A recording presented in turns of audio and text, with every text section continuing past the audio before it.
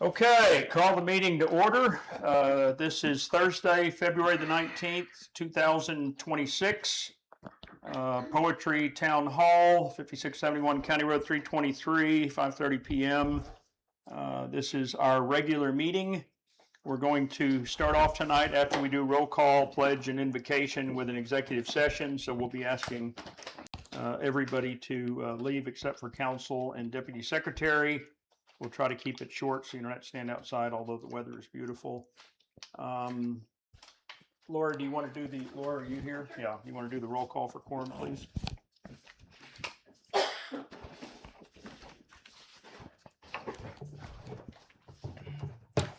Roll call. Mayor Jaffe. Here. Mayor Pro Tem Fowler. Here. Councilmember Anderson. Here. Councilmember Bryant. Here. Councilmember Hibbs. Here. Councilmember Kendrick. Here. Mayor Jaffe, we have a quorum present. Okay, quorum is established. Please stand and I'll lead the pledge and prayer. Start off with the pledge. I pledge allegiance to the flag of the United States of America and to the republic for which it stands, one nation, under God, indivisible, with liberty and justice for all. Please bow your heads. Father God, thank you so much for this day. Thank you for this beautiful weather and the encouragement that spring is on its way. Thank you for everybody that's here in the building with us and for those who are watching online or that weren't able to make it. Just so grateful for all that you're doing for our town and for the people that live here in the town. I pray that you would be with us here in the building tonight as we have our meeting, and that our words and actions would glorify you. I pray all this in your son Jesus' name. Amen. Amen. Okay, so again, first thing up is executive session. So let's go ahead and clear the building. David, put us on pause with the sign. Everybody go ahead and turn your mics off just in case. How do we do that right here?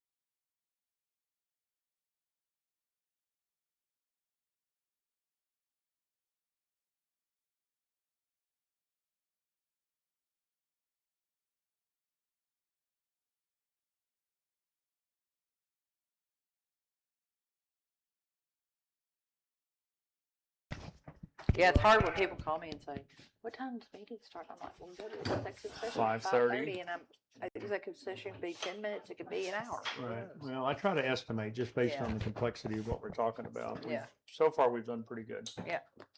So. Okay, is everybody back in? Wanted to be back in? Actually, the Smiths are still in the car, I believe. Yeah, there. No, they're out there. They're right behind you. Well, if there's, someone's in the car. Oh, that's Scott. Oh, Scott, you're allowed in. Scott's doing homework.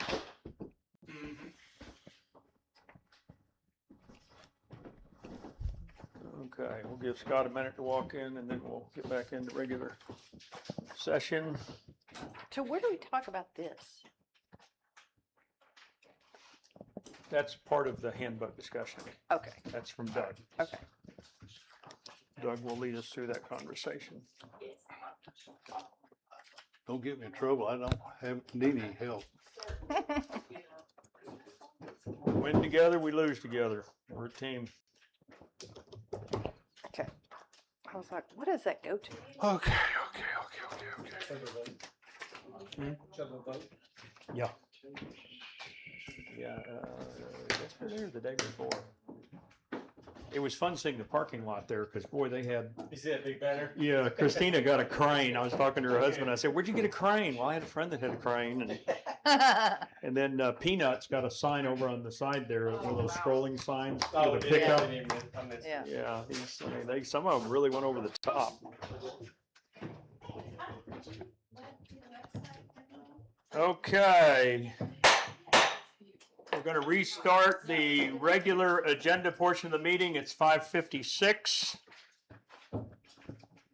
5:56. We wrapped up our executive session. I'll give a little overview of that when we get down to the regular agenda. We are jumping into item C on the agenda. If you're following along, that's items of community interest. Thank you, ma'am. And I wrote in some that weren't on the printed copy. So the first one is just a reminder that we have an election in our midst. The election day is March 3rd, but early voting is going on right now. And early voting is February 17th through the 27th, and they do have weekend dates. You can vote on Saturday, you can vote on Sunday. So they are really trying to make it easy on us. Terrell, Kaufman County, early voting is at the sub courthouse. Regular voting in Kaufman is at the service center, sub courthouse, bingo, and then if you want to drive further, you can, but those are the closest. Hunt County, early voting is at the Fletcher Warren Civic Center, and election day, March the 3rd, voting will be at Faith Temple. So encouraging everybody to get out and vote. This is a primary. Typically, that doesn't draw a lot of voters, but hopefully we are not in that group. We need to get out and cast our vote. And especially, as I've shared before, Hunt County, we've got a judge seat up. We've got a commissioner. Now, the commissioner is uncontested, but the judge has other people running against him. So we want to get out and cast our vote for those folks. They're important to our town. And we want to have people in there that work well together and would support our town. We have a town cleanup day coming on March the 7th. Laura, do you have anything to add on the cleanup day? I know we had more information coming out. We extended it to March 6th and 7th. So there's a half a day on the 6th, which is Friday, and the flyer is posted on the website. Okay, so for more information. the online people, we've extended that March 6th and 7th. So you can bring things out on the 6th or the 7th. Check the town website, poetrytexas.org, for more information. I spoke to Laura and Teresa and others who are helping us to get this set up, and I appreciate their help a lot. I would really like to see this be more cleanup poetry, not clean up your barn. I agree. I mean, in the past, I don't think we've been real restrictive, but, you know, really the intent of this is to clean up the sides of the roads, empty lots, whatever, things that people see, including us as we go up and down our roads. So I don't think we're going to turn anything away, but Remind them we have trash bags and vests. yeah, let's encourage. We have vests, we have trash bags, you know, we'll get the constable to come out and guard you if you're on one of the scary roads. And, let's try to just kind of clean up the sides of the roads and make it look good. Number 3, Poetry Farmers Market. This is our 3rd one. If you haven't been to one of these, I encourage you to go check it out. They're building in intensity. The first one was good. The second one was better. I think the third one's going to be even better than that. Again, you can check. I challenge you to type this link in that's in the agenda. Right. But you can go to the Facebook page. It's probably on Poetry Friends, isn't it? I Yeah. think Haley advertises it out there. And get more information about attending or about participating if you have something that you want to be involved. Backing up to Election Day, Councilman Anderson, I guess, went to vote the other day and realized he didn't have his newest voter card, so he reached out to the elections folks. And what he found out was apparently the state of Texas is a little late in getting voter information out to the election coordinators, et cetera. And consequently, voter cards are a little bit late in coming out also. But the good news is to vote, you don't need either of those. You just need a photo ID, passport, driver's license, ID card, just something that proves who you are. And they will let you vote. So hopefully that doesn't become an issue. And the town of Poetry had nothing to do with that, okay? We don't mail out voter cards. We don't start any kind of rumors. Okay, so moving over to D, David, financial reports. Let's jump over to that. We have our normal complement. I will tell you the one report, and I had to do a couple of resends that evening, and I didn't want to take advantage and send more, but the one report that looks a little bit different is the escrow for Hunt County. It's not in the normal format. And that's because Secretary Teresa was still truing that up with Hunt County. They've moved us over to a different person that's managing the account on their end. But I will tell you the numbers are absolutely correct. The numbers are not off even a penny. We had to do a little reconciliation with Hunt County because, and I may have mentioned this last month, they give us an estimate when I send them the project sheet of what the job is going to cost. So let's say they come back and say it's going to be $2,500. And then Kevin, who is the guy that basically runs the barn, sends the guys out, buys the material and all that, and he turns in actual receipts for stuff. So we had a couple of things where they had quoted it at $2,500 and it ended up only costing them $2,400. Well, we went ahead and corrected that to $2,400 because it's cheaper. We're not complaining about cheaper. But anyway, there was a little minor reconciliation that had to go on, and the person we were working with at Hunt County was the admin, and she's not an accountant, and she was doing her best to try to keep track of it, but it was getting very confusing and driving poor Teresa nuts because with Teresa, every number has to line up, and that's a good thing. So but what is the bottom number on the on the escrow accounts? 11,073? Is that what you Yes. have? Mhm. Is that what you got, Mike? Yeah. Okay. I thought it was correct, but. Yeah, just wanna we've make sure. got money left in both, and Yeah. quite honestly, we're not doing, the next road work we're gonna do with Kaufman County will be 4 Post and Gate Lane. That's next up. The last one we did was 323 here. And we don't really have anything lined up with Hunt County right now. They're doing some tree trimming and other stuff, but Yeah. those are no charge items, so we don't have anything. But I'm looking forward to, as the weather warms up and the ground is dry, getting back to doing some paving work, so. Yeah. Okay, any questions on any of the financial Not a reports? question, I would just point out, our road fund balance is 92,000. Our general fund balance is 80,000 roughly. Yeah. Total bank balance is 172,000. Right. That's good. So we're not, not illiquid. Yep, we're doing We're good. but staying if- the course. Of course, over time, we don't want to get used to having a low bank balance because we need to start building up enough that we can do some real road work. Yeah. At some point, right? And those are expensive projects. So yes, I think it's good that we're way above. That's always the first thing I look at. See, Are Yeah. we broke? Yeah. Are we Right. okay? Yeah. Yeah, we are okay. I think is a true statement. Yeah. Well, I guess we're okay for now. I did want to mention, I guess this is a good place to put it. With the recent road or bridge repairs that the county's going to do for us, it got me thinking, like, what if we get these 100-year floods and we lose a bridge? What's that cost? So I've been working with Monroe on that, and a simple 20 by 24 bridge is $150,000. One bridge. We don't want to lose them. Like the one on 24, Just a steel frame 23, 26. bridge. The box culverts are even higher than that. Really? So just take that in consideration as an education point. That How one, many bridges do we have? Two. uh, We have one in I Hunt guess if you County, wanna we have count one by bridges. Tom, just down from Yes. Tom, and we have one on 2326. okay. Do we have any in Kaufman County? Or just large culverts? Well, we have some others like around Rick Kennedy's on the back of That's 2426, not us, but that's a culvert pipe, that's not a Yeah. bridge. I think there's one back there, isn't there? There's another one back here, but that's not us. It's not in the town limit. Yeah, that's not in town limit. I don't think so. I think we only have two in the whole town. That brings And up a again, good point, TxDOT the survey. inspects them, we own them.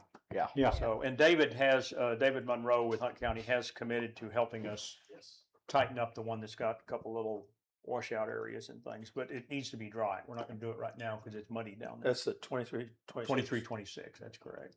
And it's just undermined a little of the edge of the concrete. And he's gonna, as he's cleaning out ditches and getting piles of dirt from recreating ditches, he's gonna store that beside that bridge. And then once the ground is good, they're gonna get down there with equipment and tighten it up. Yeah. Okay, anything else? More, on more to come financials? on that later. How's that? There you go. Well, let me ask you one thing.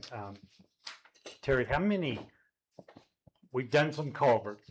How many culverts do we have currently kind of on the watch list?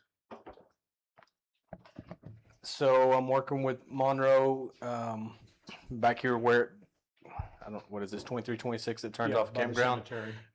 We're kind of watching that, and the last rain helped us. We had some complaints of the flooding, and I think there was a lot of concern that the ditches need to be cleaned out. But as me and Monroe and Kevin looked at that, there's actually a culvert that you can't see, two big culverts that's clogged up, and they cross 2326. So that's kind of the next ones on the hit list. And then he really wanted to wait till the spring rains to watch and see where, you know, because we had a few fail last year just because the bottoms are rotten Yeah, and the stuff like that. bottom's So he's suspecting that we're going to see some more in the spring. But as far as on the hit list right now, the ones on 2326 are probably next to be repaired. But we got to work with a property owner. I don't know if they're citizens or not, if they live here, but their driveway culvert's also collapsed. Oh. So that's throwing water on the other side of the road Yeah. because it's not passing through their culvert. Yeah. That's what's on the watch list right now. Okay, hearing no more conversation on the financials, we're moving to item 2, lawsuit, February 3rd appeals court update. I was there, a couple of us were there, and I just wanted to see how the process went. I wasn't so much expecting to learn anything about our specific lawsuit because I was already told it's an appeal, only the lawyers get to talk and you just get to listen. It was a panel of 3 judges. Councilman Anderson was there with us, and they've asked a few questions of each of the attorneys. Our attorney spoke, the other side's attorney spoke, and took a lot of notes. And at the end of it, everybody left. And my expectation through our attorney is that 1 to 3 months from now, we'll hear the appeals court's ruling. Apparently, they're not under a time limit as to when they can respond, so it could be a little while before we hear. Actually, he said it could be a year. Yeah, well, You know, he just don't know. and in my understanding, and I don't want to misrepresent this because I'm not the lawyer and I don't know a lot about it, but is that the appeals court is just trying to determine the merits of the case to be heard back in Kaufman County, because Kaufman County judge didn't feel like he had jurisdiction over the claims, and so he rejected it, and so it was appealed, and the appeal goes to Dallas, and the appeals court basically heard it and the reasons why it should be heard and all of that, and so they're going to make a ruling on that. I don't believe the appeals court is the one that hands down any final findings of, I believe this happened, this didn't happen, whatever. They're just going to try to determine whether Where it the goes. lower court has the ability to hear this and rule on it or not. So Could you, ask Attorney Berman what the potential cost is for our perspective for the budget? You mean if it gets thrown back to the Mhm. court? I can, Yeah, but I can tell you when we asked them in the past, because we have, it was like a huge swing. I'm like Well, thousands of I would dollars to I would hundreds of rather, thousands of I would dollars. rather budget somewhere in the middle in Yeah. there Yeah, from a than budget if we standpoint, have it, so. I'll ask them. Okay. 'cause it could move into the new next budget year. Yeah. Right. Okay, Encore Steering Committee update. So See- if, See, Mike, I guess I'd point out, the whole hearing was 1 hour. yes, It wasn't all day. no, Okay. very formal. I mean, start, stop. I mean, it was pretty tight. It was, okay, item 3, Encore Steering Committee. So if you remember, council and others, when Encore approached us a while back, and every other city in their region with a rate increase request, we had the ability to either go it alone or join this steering committee that represents lots of cities around the state against Encore and other utility companies. So we chose to join with the others. And so we got a letter recently. The letter is, because it's a law firm that's representing us in all of the other towns, the letter is confidential, attorney-client privilege. And so we can't tell, the council has it because I shared it with them, but we can't tell the public. But I will tell you that the negotiation that the steering committee did with Encore was very productive. I mean, it lowered their rate increase significantly. It lowered their bonuses. It lowered their street light money. I mean, they were asking for a lot of stuff. And these folks renegotiated all of that. And this will eventually be filed with the PUC and voted on with the PUC, in which case it's public. But it's not public yet, so I guess we're not supposed to tell everybody the specifics. But I will tell you, it was well worth our $200 or whatever we paid to join for the citizens of Poetry. You're going to save that real quick on your electric bill. So that was a good move, and I think one of the things on the agenda tonight is to re-up with the steering committee, and I think that's $206. I think that's going to be a good investment. Roads and traffic update. A couple of things, not in any particular order.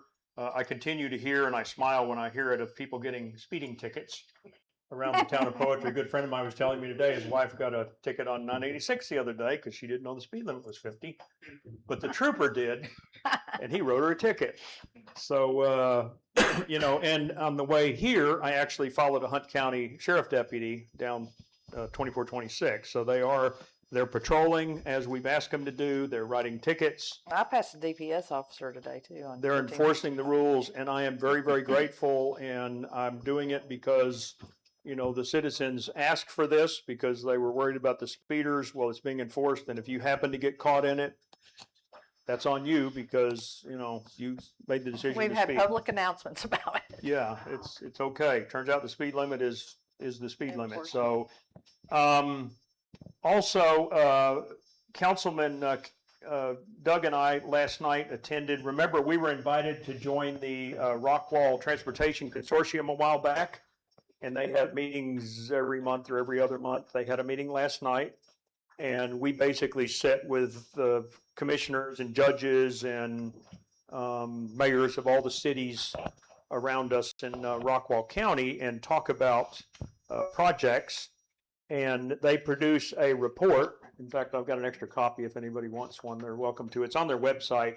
These are all the road projects going on in Rockwall County. I mean, everything from Interstate 30 to 205 to Poetry Road. Yeah. You name it. So it's like who's in charge of it, what funding status is, how much it's going to cost, where it is. I mean, it's really good information. And it's good for us because some of this affects us. So one of the things Doug and I learned last night was that Lauren Lichty, who's the commissioner for our corner of Rockwall, put in for a $2 million project to improve the end of what some people call Poetry Road, some people call it League Line. But basically from the D.R. Horton development, Wildwood, to 548, they're gonna spend $2 million, they're gonna widen it, they're gonna completely repave it. And eventually, not this time, but in the next couple of years, they're gonna change that intersection. Right now, there's like 2 ways you can get onto 548, and it's a little scary, Yeah. depending on which one you pick, but they're gonna, Lauren would like to correct that, but TxDOT said that's a couple of years to get that done, but the paving and all can happen quickly. So they're using $2 million of Rockwall County bond money to fix it. Now, it's kind of a happy, sad for me, because that's gonna make that road look more attractive from that end until they get to the Hunt County line, and then it's gonna become hang on to your steering wheel, because that's the part we own, and we can't afford to repave it. Did you mention to Mr. Lichty that since the D.R. Horton subdivision has come in, it floods Porter Road right there? No, I didn't talk to him about that, but Okay. anyway, Lauren feels like, those people that live in that housing development, like them or not, deserve to have a decent road. They're paying taxes and all that, and I don't disagree with that. So he's gonna spend some money and, fix their road up for him. Okay, another thing on, roads and traffic, we talked, I think at our last meeting, about the intersection up here, 3486 and 986. And by the way, I was going to town the other day, and what do you know, I witnessed another accident. I mean, it doesn't take much to see an accident at that intersection. And this time, a guy in a pickup was coming from, I call it Dollhouse Road, 3486, 60 mile an hour, never slowed down, across 986, and some poor guy in a little van was going down 986, and I mean, he just creamed the poor guy. And his comment was, I never saw the stop sign. So I actually went, let's see, so I went the other day and I drove that. So this is looking down 3486. It's been recently repaved, as you know. And as you approach 986, now I'm turned around, I'm I headed can to see the stop sign 986. from here. First thing you see is highway intersection ahead, Mm-hmm. okay? And then you see 50 mile an hour, right? They're slowing them down, okay? And then you see a stop sign, and by the way, that's gonna get a lot bigger. Nick is gonna put out a gigantic one for us. And then you see, of course, Terrell and Poetry, and then you see the stop sign. Now, I will say in fairness, the stop sign is a little to the right of the intersection if you're looking across to the road, but that doesn't matter. Anyway, so there is quite a bit of signage, and also a sign that says cross traffic doesn't stop. Mm-hmm. I wonder if they lowered the speed limit, because that's awfully close to that intersection to be doing 50, Well, in my opinion. Nick and I are working on it, and I can tell you the other thing that's going to appear soon, and some of you won't like it, is rumble strips. Good. So they are going to put stop strips starting quite a ways back from the stop sign. You're going to hit several sets of them as you come in On 3486. 3486, coming to 986. So you're going to get jarred again, jarred again. Good. I don't know. I mean, we'll see now. The bad news is TxDOT can't do anything on a county road, right? That's the other side of the intersection. But that side, you're supposed to be doing 35. Right. So you're not going quite as fast. And I think Mayor Pro Tem mentioned it a while back. He felt like, and I think I've taken that attitude, most of the accidents are happening coming from 3486 Mm-hmm.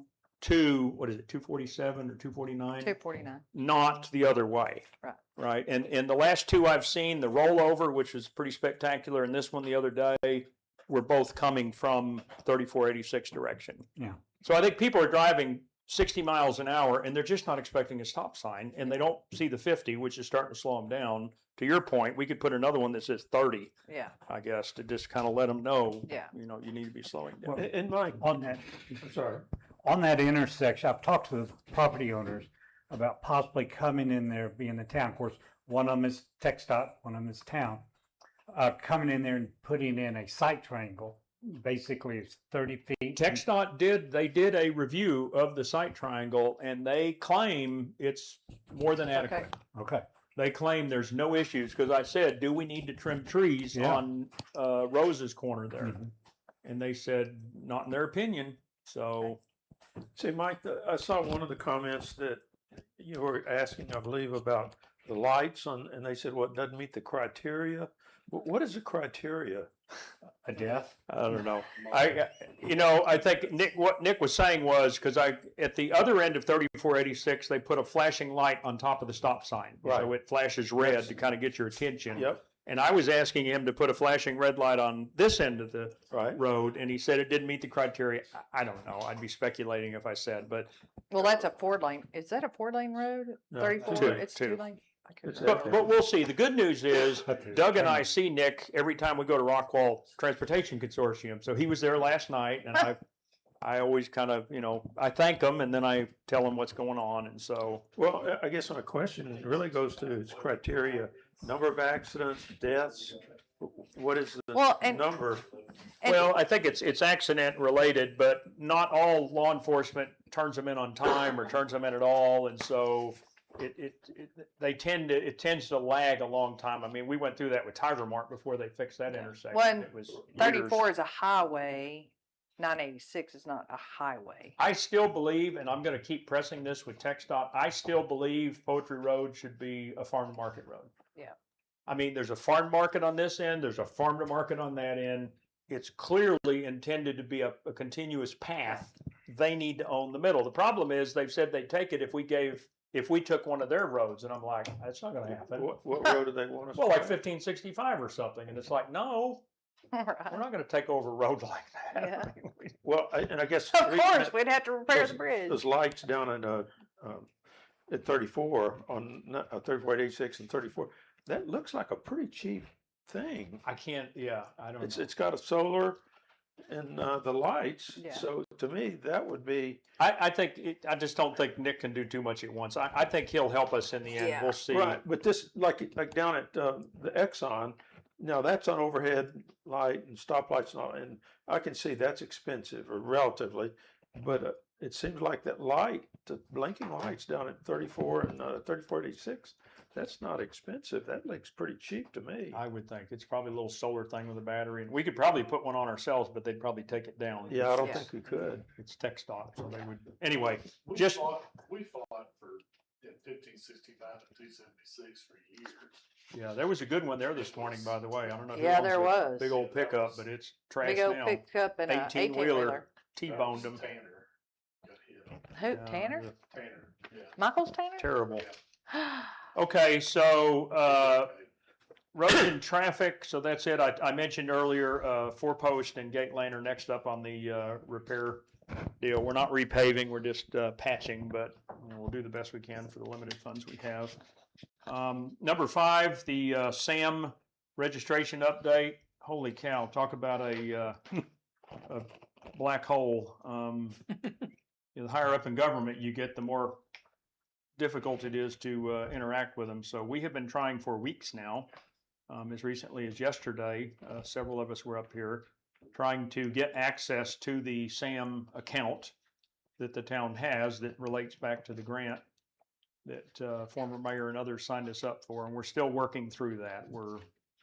I don't know. Although we did get the reply today that it's accepted and Yeah, we all have SAM accounts, current secretary and Anderson and I, but they're not connected to the Town of Poetry grant application. So, and every time we try to get them to do us, they accuse us of trying to break into the account or something. It's like, we can prove we're the town, we can prove we're the mayor, well, that doesn't matter. You're using anyway. It's been interesting. We haven't given up. We're going to continue working on it, but we're not quite there. So, okay, I don't have any other updates. Let's go around the table. Keep them short, I guess, so we don't sit here all night.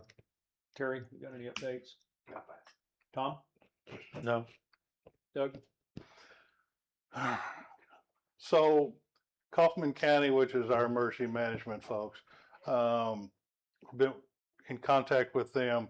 We're having a meeting next month. It's called hazardous mitigation. And what that means is the look-see of everything in the county that's actually a hazardous condition, like fuel farms, some structures that may be hazardous for weather, fires, and things like that. So we're all meeting together. Everybody in the county around is gonna be there at the meeting or on the video. So that's coming down the pike. We are involved on the planning with Kaufman for emergency management stuff. So this is one of them.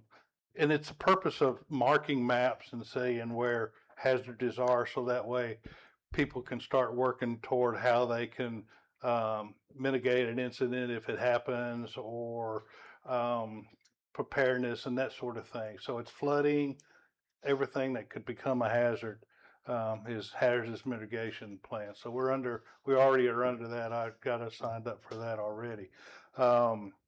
Sir, I try to get some phone calls to see if we had anybody in poetry that went to the CERT training to last weekend, I think.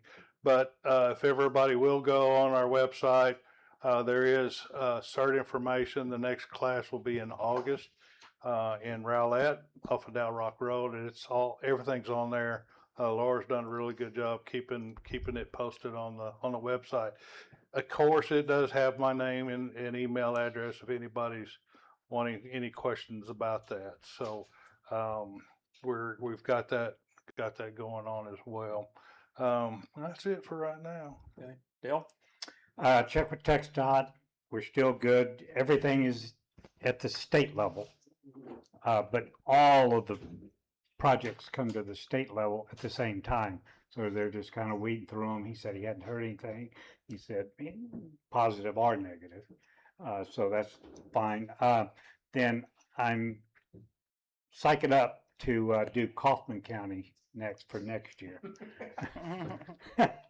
It's more You're work gonna have than to you run think. for reelection to get that one done. That could be, that could But, hang into the next Well, term. but Kaufman County, the signage is smaller, and the signage is actually in better shape than Hunt County. And so, but I'm gonna start that project and try to get with next year. We now have a new engineer, area engineer. And when I started Hunt County, Kaufman County's guy was promoted, and they had a fill in, and he couldn't even spell it. So I said, well, I'll go do Hunt County first. We'll do Kaufman next. So I'm going to start that. And we are looking at a few of the intersections. And if you notice one that we need to take a look at for the site triangle, there are still several. One that probably everybody drives by is 2452 and 2440. A lot of those roads is not in the town, but you get down to the intersections and they are, that's one when you're coming down there on 2452 going to 2440, it could, you could be up on that, somebody jump out there. So I think that's one, and it's just be a matter of talking to the property owners. And then one that needs to be done is 2464. I've already done it once a couple of years ago, but it needs to be cleaned up. The other property owner, one corner, we never could contact them to clean it up, but I've met them. They've agreed to allow us onto their property to do that. I would think we would need to do that on just volunteer labor. Is that? Because again, a lot of those, it's that traffic speed and volume now on Poetry Road. And as a disclaimer, I live on 2464, but you got to stick your nose out there to, see around it. So we're going to go in the neighbors and everything. We're going to go and clean that one up. So any intersection like that you see, we want to try to accumulate a list, and maybe this spring, every other weekend or something, we'd get volunteers to go out there and clean it. That's Okay. it for me. Tracy? I'll pass. Okay, moving to E, consent agenda. Item 0, which I didn't write in, is that we have no legal bill or charges for January. So there's no legal bill on there because we didn't get one, because we didn't spend any money in January. So that's good. And then we have the minutes of the January 15th meeting and the renewal of the steering committee. Let me kind of share a little bit for some of you who I haven't spoke to. One of the things Deputy Secretary Laura was able to uncover, because she's doing the minutes for us now, and as you know, we've gone to a much abbreviated or more condensed version. In the past, we have discussed amending the minutes, to include these words or those words, or clarification, whatever. Well, actually, when we looked up the law and then we consulted an attorney, TML attorney, what we realized is if something isn't provable by way of the videotape, in our case, because we record it, it cannot be in the minutes, period. I don't care how passionate you are about clarification of something. If it wasn't spoken in the meeting, it cannot be added to the minutes. The minutes have to be 100% from the actual words and events that occurred at the meeting. So sometimes, well, sometimes we'll run into something like, well, I want to make it clear that it was the lawsuit this, or it was the whatever, or I don't feel like I got my opinion across correctly in the meeting. Okay. Well, that's too bad, because we can't change the minutes, okay? So, Okay. But there is a remedy. well, the Stick to remedy topics. is when we go to pass them, you can mention whatever the issue was, and that will go in the next minutes as a comment, but it doesn't change the minutes that we're discussing. Correct. So the minutes have to be a provable version of what happened in the meeting, period. We cannot go back and add diagrams or documents or Change words or change anything. That's right. And now, the exception to that, maybe this is what you're talking about, Tom, sorry, is if you don't see something in the minutes, but you know you said it at the meeting, that can be corrected. Okay, so if Laura, for example, doesn't put in, Mayor Pro Tem made this point, but you did make that point, but it didn't make it in the minutes and you want it, we can add that in because that's provable. That's in the recording, but But it's for the current minutes that are being written. that's Can't correct. go back on the old minutes. No. But unless there's typos or Right. things that are incorrect. Okay, so anyway, just so you know, we're not like enforcing rules that we didn't tell anybody about. We're trying to be compliant. That's the law. Again, we got the second opinion of the TML attorney, and he's like, I don't know why you would think you could do that. I'm like, well, I don't know. We just didn't know. So now we know. We've been told, and that's the rule we're going to follow because that's the rule we're supposed to follow.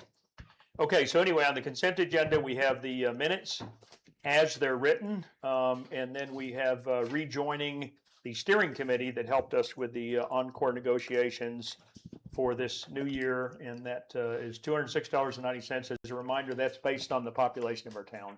Yep. So we don't pay very much because we only have a little over 2,000 people according to TML, so. I make a motion to approve the consent agenda. Uh, Minutes. No, I'd like to move the minutes to the regular Okay. agenda because I have some comments. Okay, Which one? Both of The them? minutes, okay. Okay. not- Okay, I'm sorry, yes. yeah, not the steering. I got it. Okay, so we have a motion to move the minutes to the regular agenda. That'll be item 0. Do we have a second? I'll second it. All in favor? Okay, so we're moving the minutes, item 1 to, that'll be item 0 first up on the regular agenda. Okay, do we have a motion to approve the remaining item, the steering committee? Make a motion to approve the steering committee invoice second it. 20690. There you go. Okay, we have a motion by Tracy, we have a second by Tom. All in favor? Okay, that's unanimous, that passes. Thank you, council. Okay, moving on to the regular agenda. Item 0, we just moved, approving the minutes, January 15th. Tom, you had comments? Yeah, on item 4, which is page 2, it says reminder about the Court of Appeals and the lawsuit against the town of Poetry. I think we all know what it's talking about, but a year, 2 years, 5 years from now, people might say, what is that lawsuit? Well, I think it needs to say Wes Smith Aiken versus Town of Poetry and the Poetry Mayor and Sankovich and council members White, Jaffe, Anderson, Fowler, and Blake, just to make clear what lawsuit we're talking about for future reference. Is there a case number that would be easier to quote than all that? There is a case number, but I don't have it here. It's on the case number is on the appeals document. Would you agree if we can get that number, just to reference that number instead Yeah, of? and I have it, I just don't have it here. So we can amend it to say, use that case number instead of. The case But- number would be referenceable. But to Mike's point earlier about how the agenda is written, you can't change that. Right. We're So not this asking to is, change. this is Mike, number 4 is Mike's written notice. So we can't change what he has written on a consent agenda. Am I correct, Mike? You lost me in a turn there somewhere. Okay, so this is the minutes from the meeting. That's correct. Okay, so we cannot add to this if it wasn't spoken about? No, we're not asking for that. I'm just asking in our current that it be noted this, even though it's not changing the minutes. The minutes are accurate. Okay. It's just for clarification.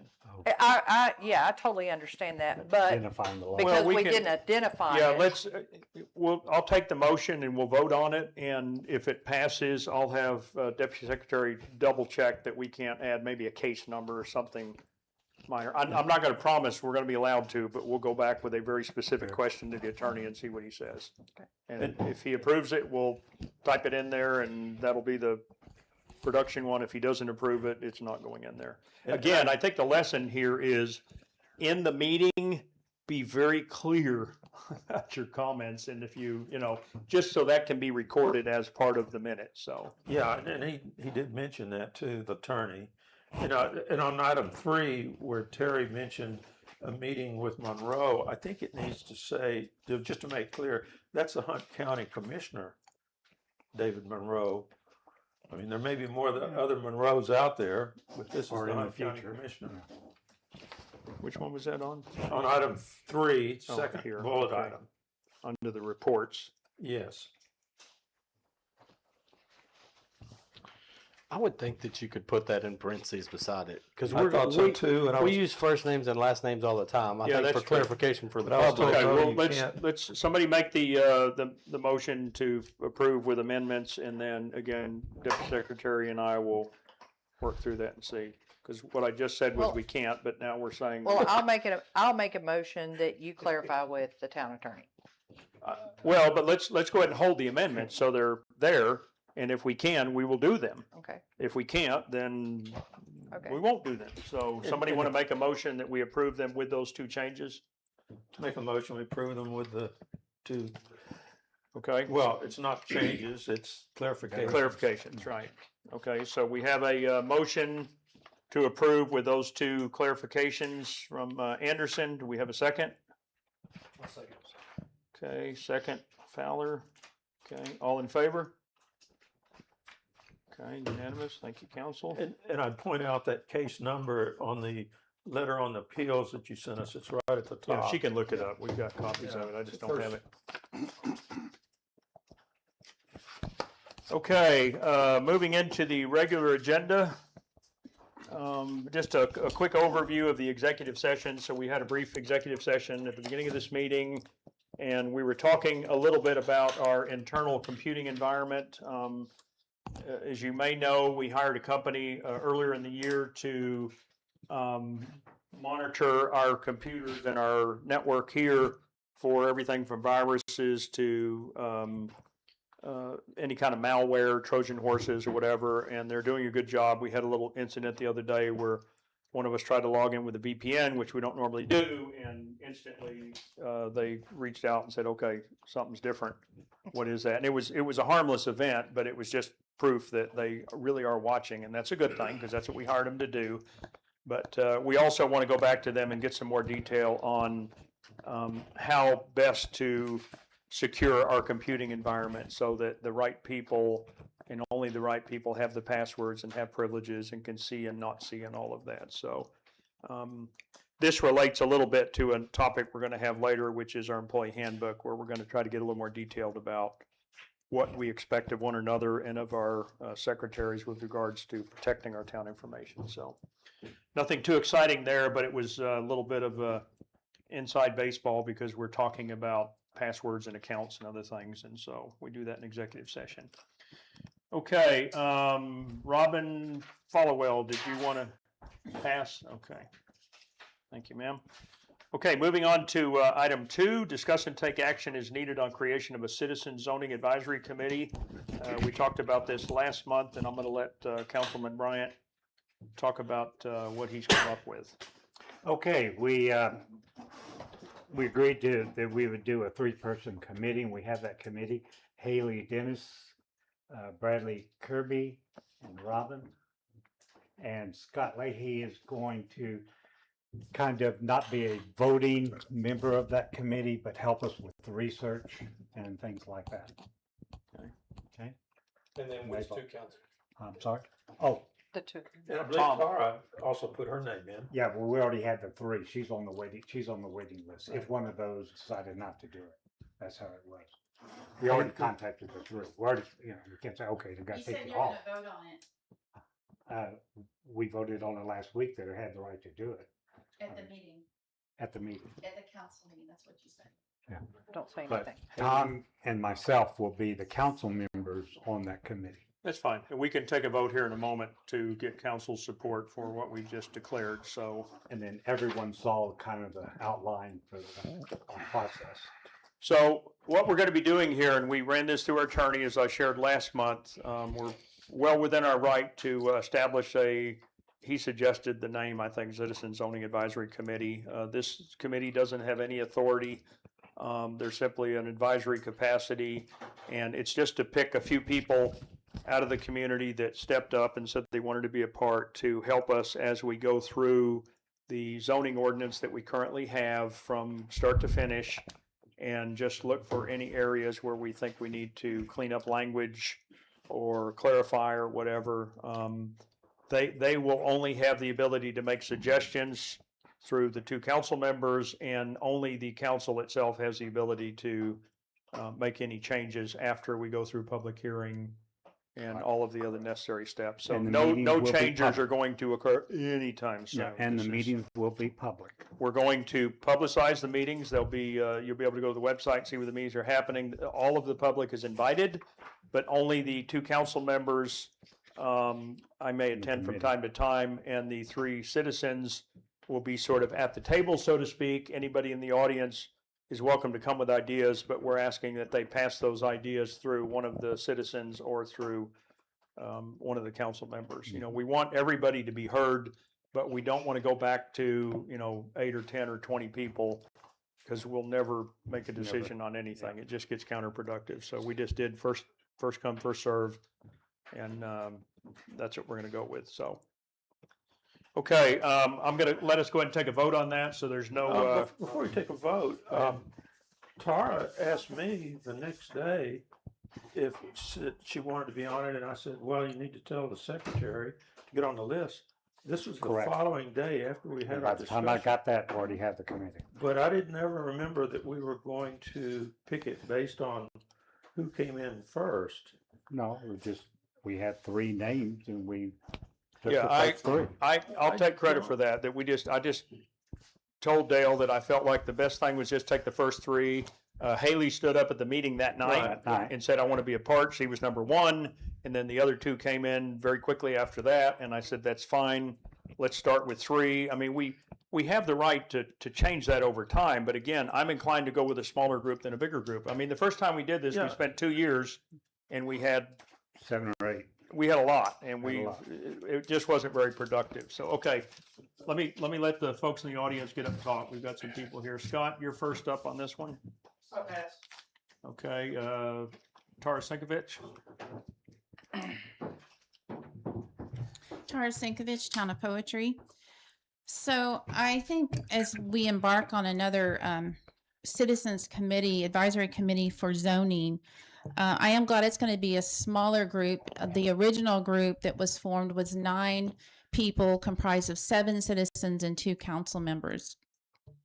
And it did get bogged down. They worked 22 months researching and learning, and there was a lot of learning curves on that.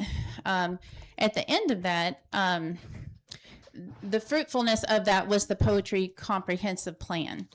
And I wanted to go ahead and just read that just for all of us as a reminder. The mission statement that they came up with, and it was voted on, and I believe in January of 2023.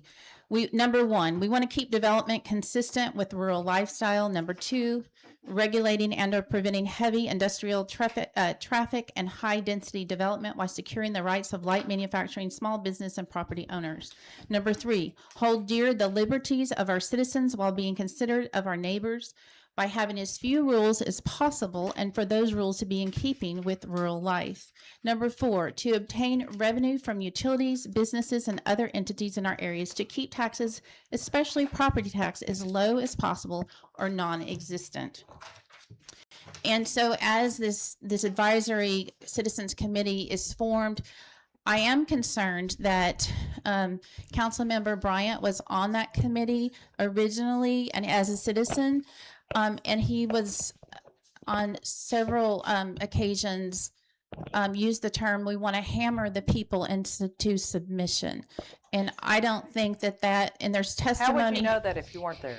My husband was there for 22 months. He only missed one meeting, and there was Mr. Griffin was there, and Mr. Leland Barnett was there, and so I am concerned with that because that's not the mentality that is consistent with the Poetry Comprehensive Plan.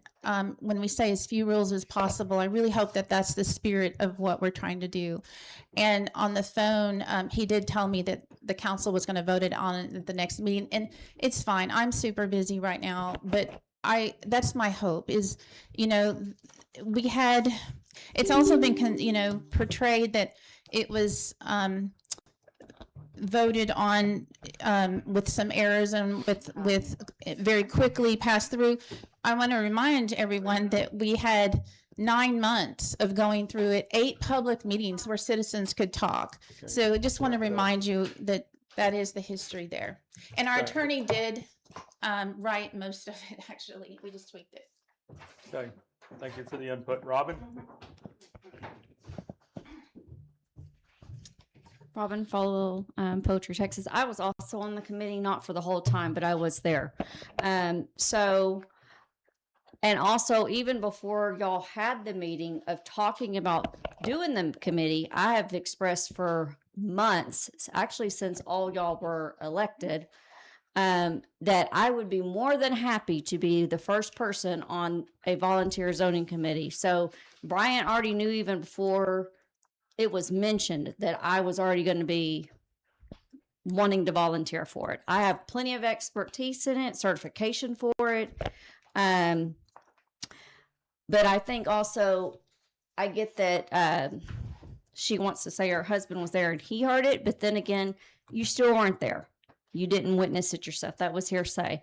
There was a lot of other things that were said in that meeting that we were trying to get done and then turned around and was done to benefit others as well. So anyways, I'm very happy that we are going to do this to get it tweaked and so that we can have something more official for our town.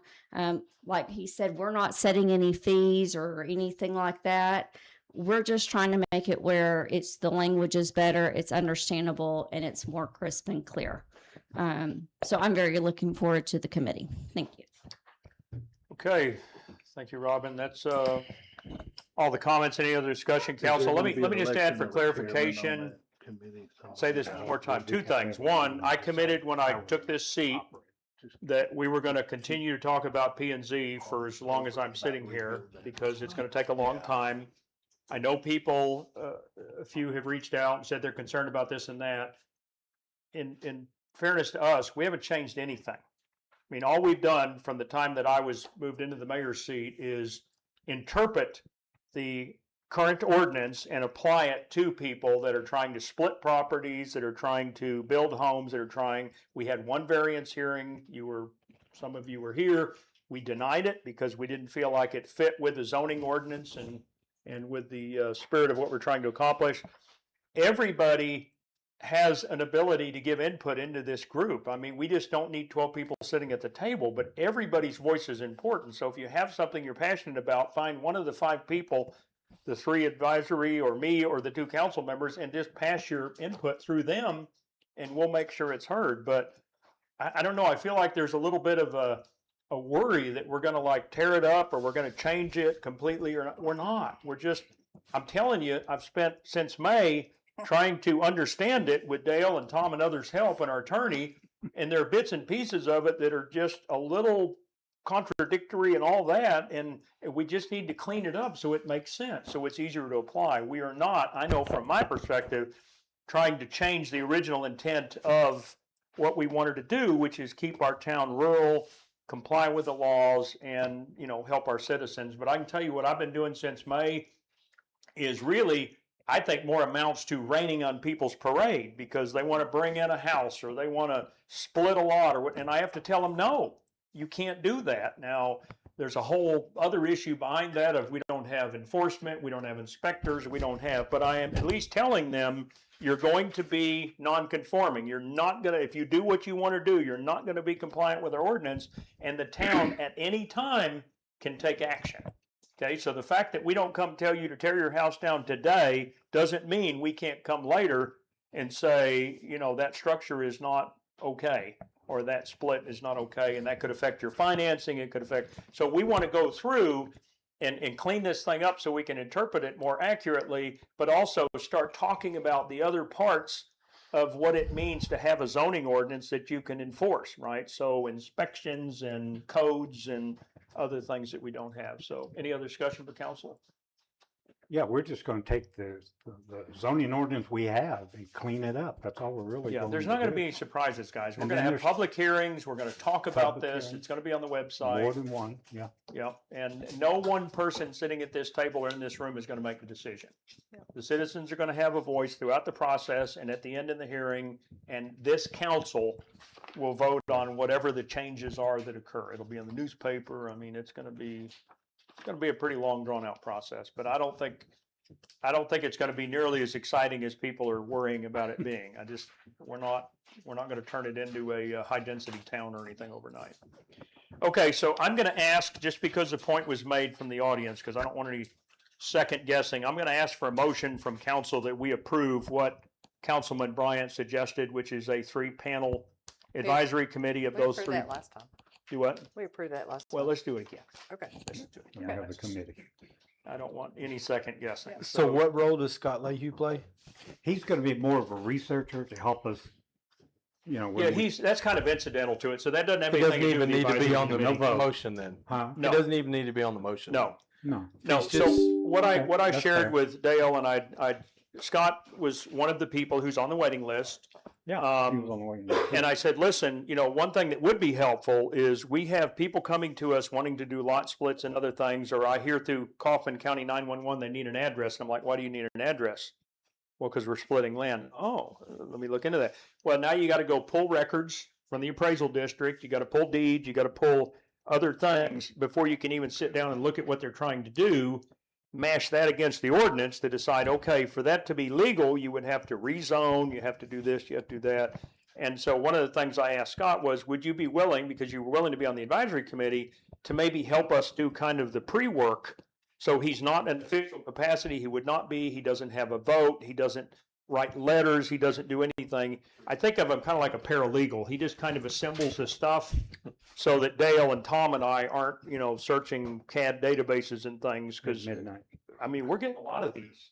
A lot. It's surprising. People are continuing to do things in our town, and I get it, but they don't realize we're a town now and we have an ordinance or two, and so we gotta play catch up. So Scott has nothing to do with the advisory committee. He would just be helping us as a citizen volunteer to. I mean, this is all public information. None of this stuff is secret. It's just pulling up the CAD. What's the lot number? How many acres? What's the plat look like? And, you know, okay, I've got all the documents. You guys, council, make the decision on, you know, how we want to handle this. And then any letters that would be written by myself or a member of council. I as think, official response. recommendation that since we're bringing people together, some people may know a little more than the other, but I think where I'm going with this is actually whether it be verbal or we just kind of write down the guidelines for that committee, so each committee member will know exactly what the purpose of the committee is. Well, and Dale did That's what that I at the did. last meeting. Okay, He has a document, so he presented at the last but that's meeting, what I'm which saying is. kind of the ground rules for the Now that committee. we have the people It was in your established, packet, too. This- they say, okay, here's our purpose and here's our. Fair enough, and we'll publish that on the website, we'll create a little section for that group, and we'll put all the material related to that, and schedules and things out there. Okay, so do we have a motion to approve the Citizens Advisory Committee consisting of 3 citizens that Dale named? You want to name them off again? Bradley Kirby, is it? Kirby. Haley And Dennis, And Robin Falwell. Robin Falwell, okay. Yeah. Do we have a motion to approve that group and establish them to be working with Councilmember Anderson, Councilmember Bryant, and from time to time the mayor to begin working on a draft of, some updates to the zoning ordinance.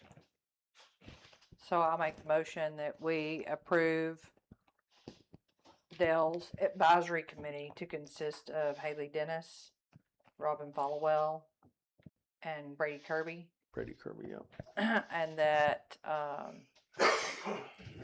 I guess that they will follow Dell and Tom's direction as to the planning and zoning refurbishment. How's that? And that the meetings will be public, they will Public. be announced, and all will be welcome to those meetings. Yes. Okay, do we have a second? I'll second it. Okay, we have a motion by Councilwoman Hibbs. We have a second by Councilman Anderson. All in favor? Okay, unanimous. Thank you, council. Okay, so now we voted on it twice, so that's good. Okay, moving on to item 3, discuss and take action as needed on updating Town of Poetry Employee Handbook. As I said here in the notes, our current handbook was approved back in February of 2025. The most recent version of it was actually started earlier than that. We're going to be discussing here updates to that, including sections.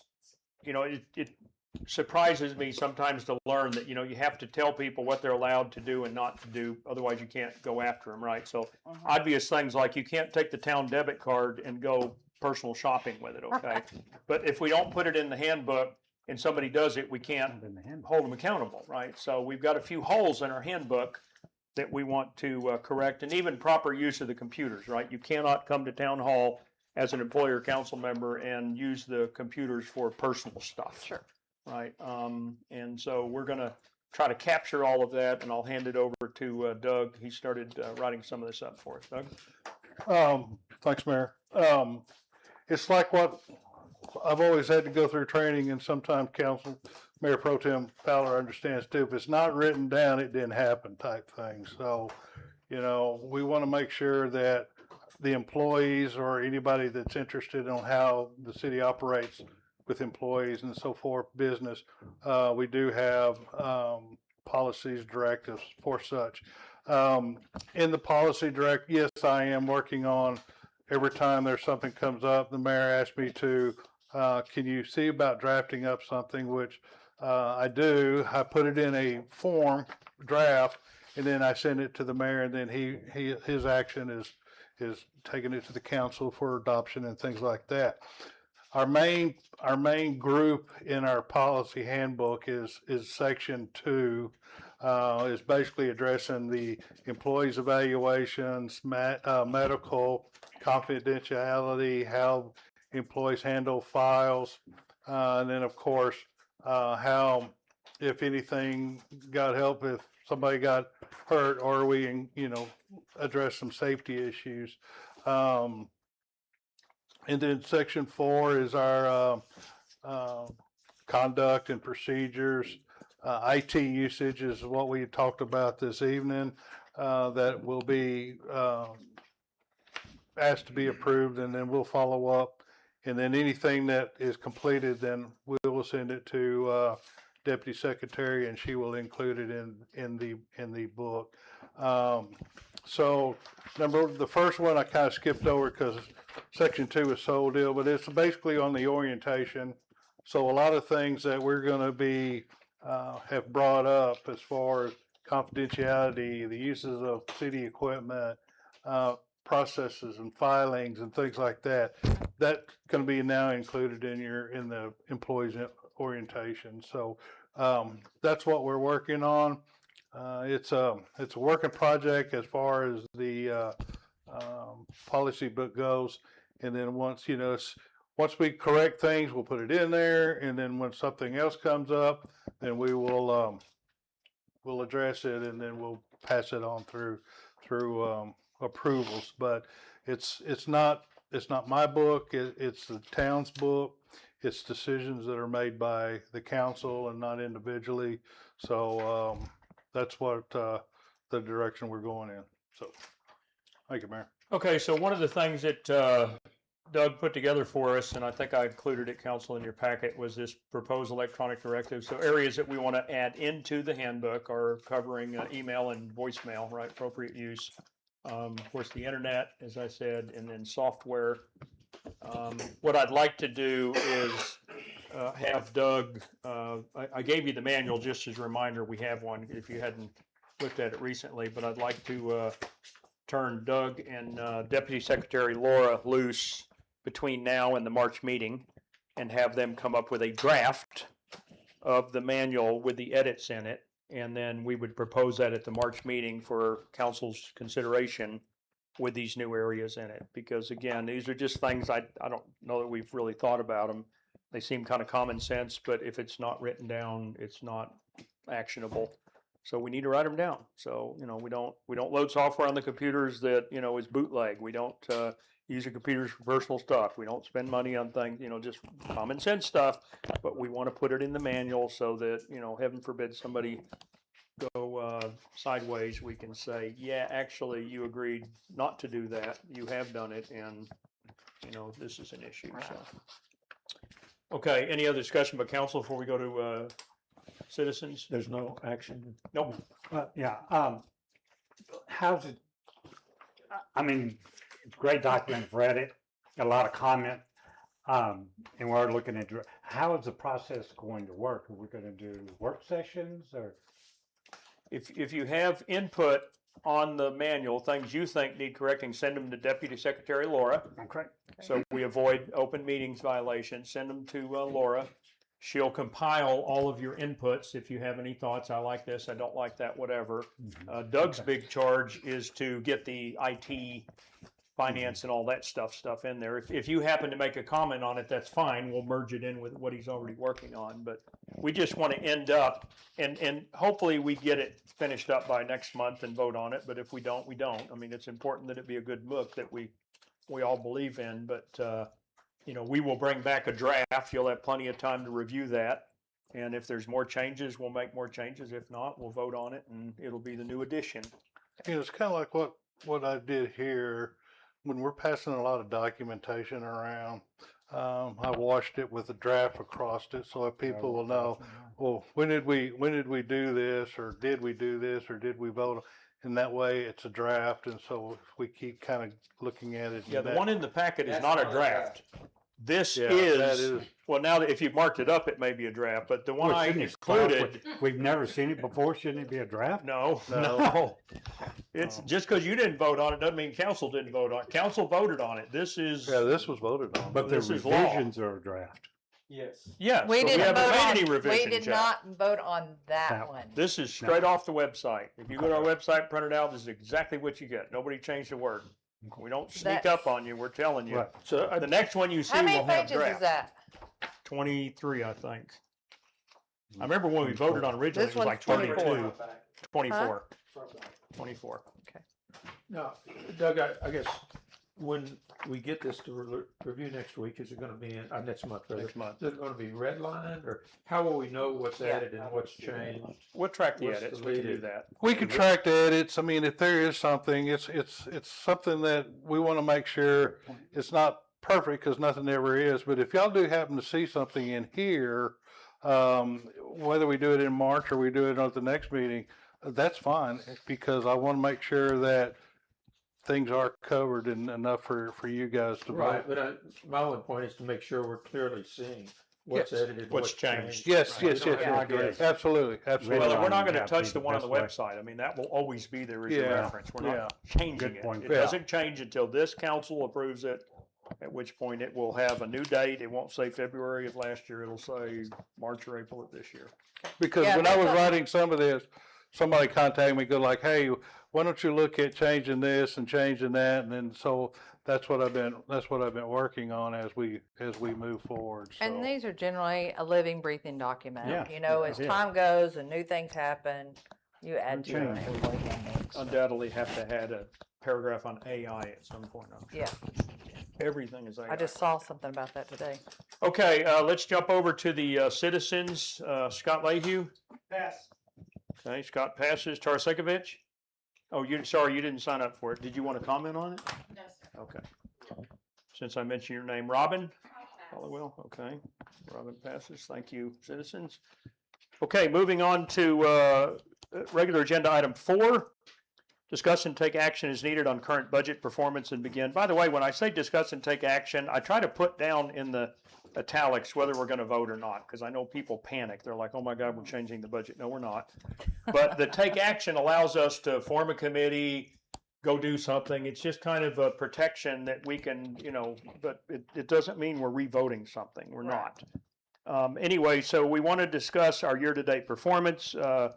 Councilwoman Hibbs has been working closely with myself and Secretary Teresa to keep track of where we are in our budget, lessons learned, and then any things we want to start thinking about for 26, 27. One of the things that Councilwoman Hibbs encouraged us for this year is to start like 6 months ahead of time instead of 2 or 3 months ahead of time, which is a good idea. And so I'm going to let her take the conversation and tell us where we're at. So I'm going to just kind of tell you some quick lessons learned. If you look at your town budget, under 50 or 4580 scholarship donations, because it had been done in the past, we budgeted $2,000. The town doesn't. That's not town money. That's strictly donations. Right. So that's something that we'll have to correct next year. Yeah, so the town doesn't need to Right. hold back $2,000. That's a pass-through. People are going to give us the money and Right. we're going to hand it to the winner. So I'm just kind of giving you kind of a idea of where money can be saved in the future. 5705 Town Public Forum. We're not using that. So that is, if you'll notice, we're over budget on that. We only budgeted $180 and it ended up being $224.95. The town website, just below that, we're spending $103.92. We've got budgeted $312, but one of the things, we were paying it monthly and not annually, so we can have a savings. Yeah, there's actually we do it considerable annually. savings if you pay by the year, and we're going to use the website for a year, so it makes, or we can even sign up for 2 years or 3 or whatever, but we're going to start taking advantage of things like that to Right. save money. So Tracy, the actual is really October through February or through January rather? Yes. So, well, September to current, September to or current. October to. It would be current. October 1 is the beginning of Yeah. the fiscal year. Yeah. October 1 through January close Yeah. is the Okay. report we're looking Yeah. at.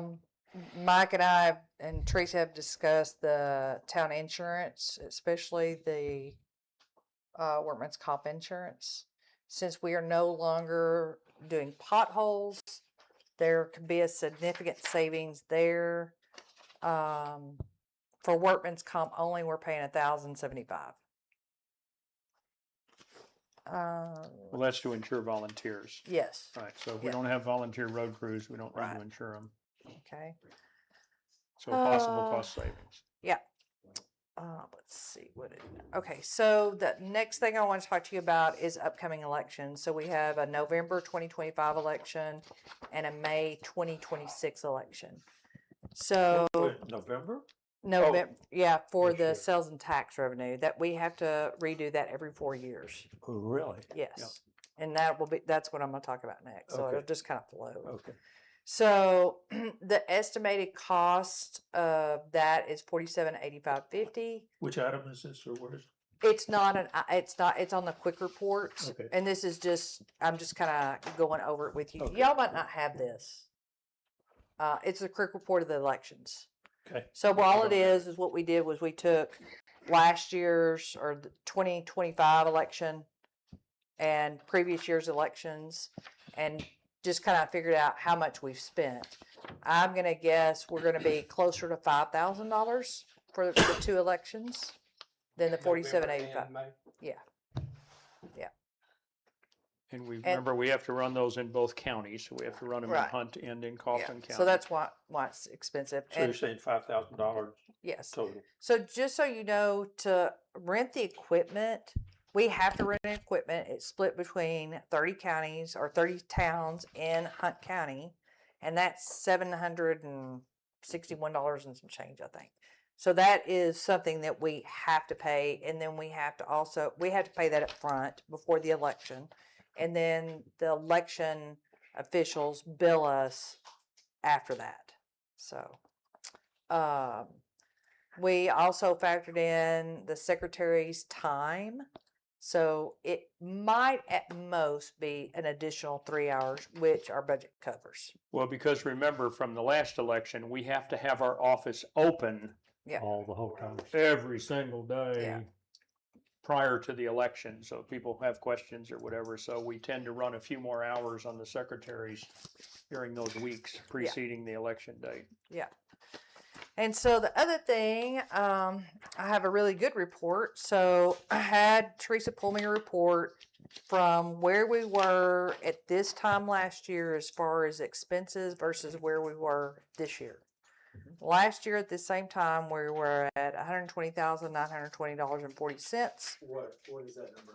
So this is just where we were with expenditures from this same time last year to where we are today. Right. So start up at income though. So at income last year Yeah. to this same point in last year, we brought in 80,273. 80,000. This year to this same number of months, we brought in 88,000. So we've had a little bit of an increase in income. Yes. So a little more money coming in. Yeah. And then, this is all of the expenses.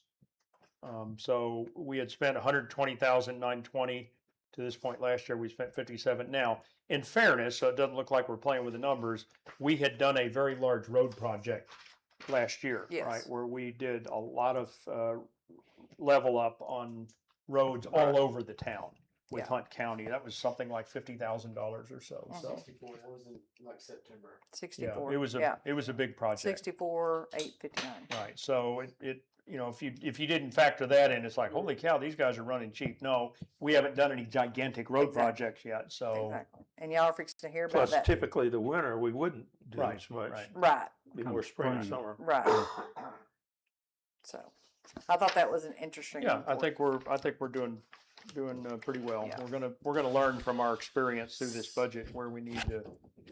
Right. So one of the things y'all need to be mindful of is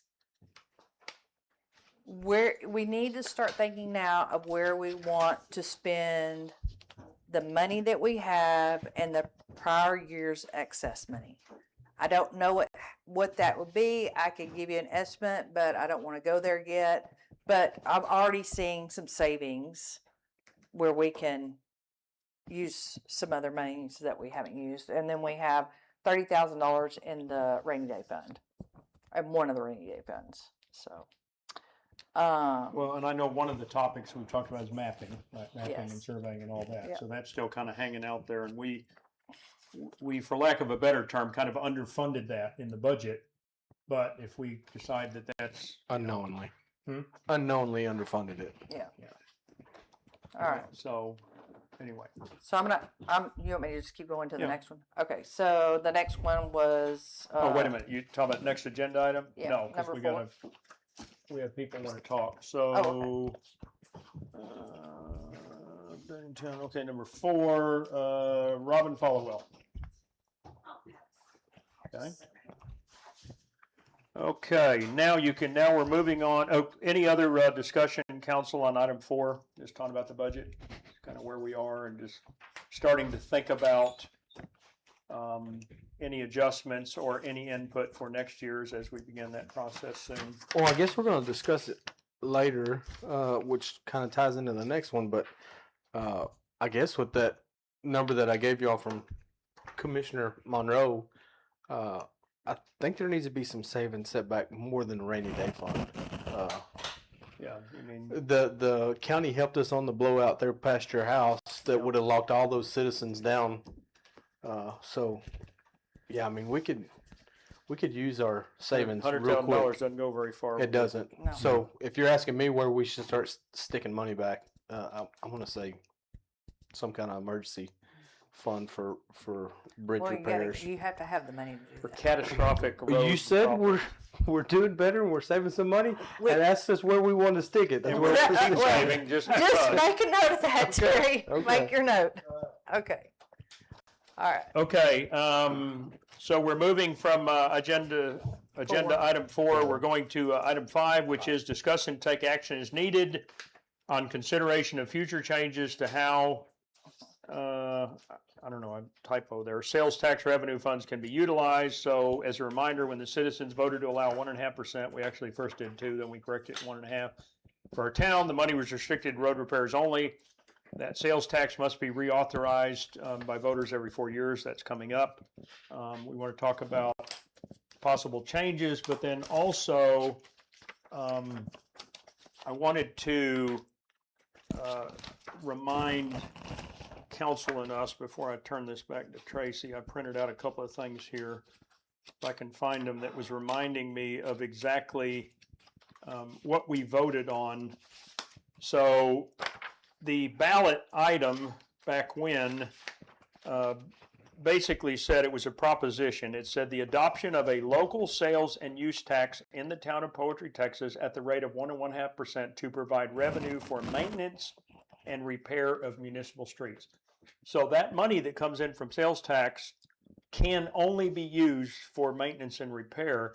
Now, if you go to the state, you'll see that it says not allowed to be used for construction of new roads. Pass But that around. to clarify, a new road is like putting a road where there didn't used to be one. Okay, you can put a new road where there is a bad road. That's called repair and maintenance. That's not out of bounds. But anyway, because the ballot language was, and it was the same in both counties, that restricts us to only using that money. If we wanted to change the use of that money somehow, we would need to change, we'd have to put a whole different proposition together Correct. and have the citizens vote on it. But it is true in that document too, because we've had this discussion. Yeah. Roadways extends all the way to the edge of To the the easement. Yeah. If just we like had that says. sidewalks, that includes sidewalks. That includes if we want to do drainage, ditch repairs, or something like that. Yeah. That's Tree where that removal, money goes. To. Tree everything. removal, Right. anything inside that easement would be the. Yes, we are using that money correctly and have from the beginning of Yes. time. Nobody has misused it. It's been Right. used exactly as we told the voters we were going to use it. Exactly. So, Okay. Councilwoman So- Hibbs had suggested maybe some changes, Yeah. so. All right, so I'm just going to read this to you. So I propose allocating a third of the sales and tax use revenue to infrastructure and development to support not only total roadway refurbishment, because we really can't do that under maintenance because that goes to capital. Okay, so there's going to be a question, and this is something that we need to talk to our town Well, auditor the money about. is not restricted capital or operating. It's the money. I mean, we can grind up a road and rebuild a road using that money. Yeah, but you can't lay asphalt and you can't take a rock road and put asphalt over it. Really? No, I you thought we can't. You could. can. You just can't build a new road like into a development or something. We can't add miles of road. We can maintain what we have. A plowing We across can- an open field, you That's can't correct. do. You can't do that. Let's just take Green Meadows, for example. When they came over there and they pulled all that up and laid that asphalt down, they actually laid a new road. Okay, well, we can. No, according to the disagree. state, that's not a new road. A new road is if some developer came in and we said, hey, we want to build a road into that development, that would be a new road. But Okay. we're not doing new roads, we're doing old roads. Okay. Anyway, so if we took the third of the sales and use tax and put it to infrastructure and development, that does a couple of things.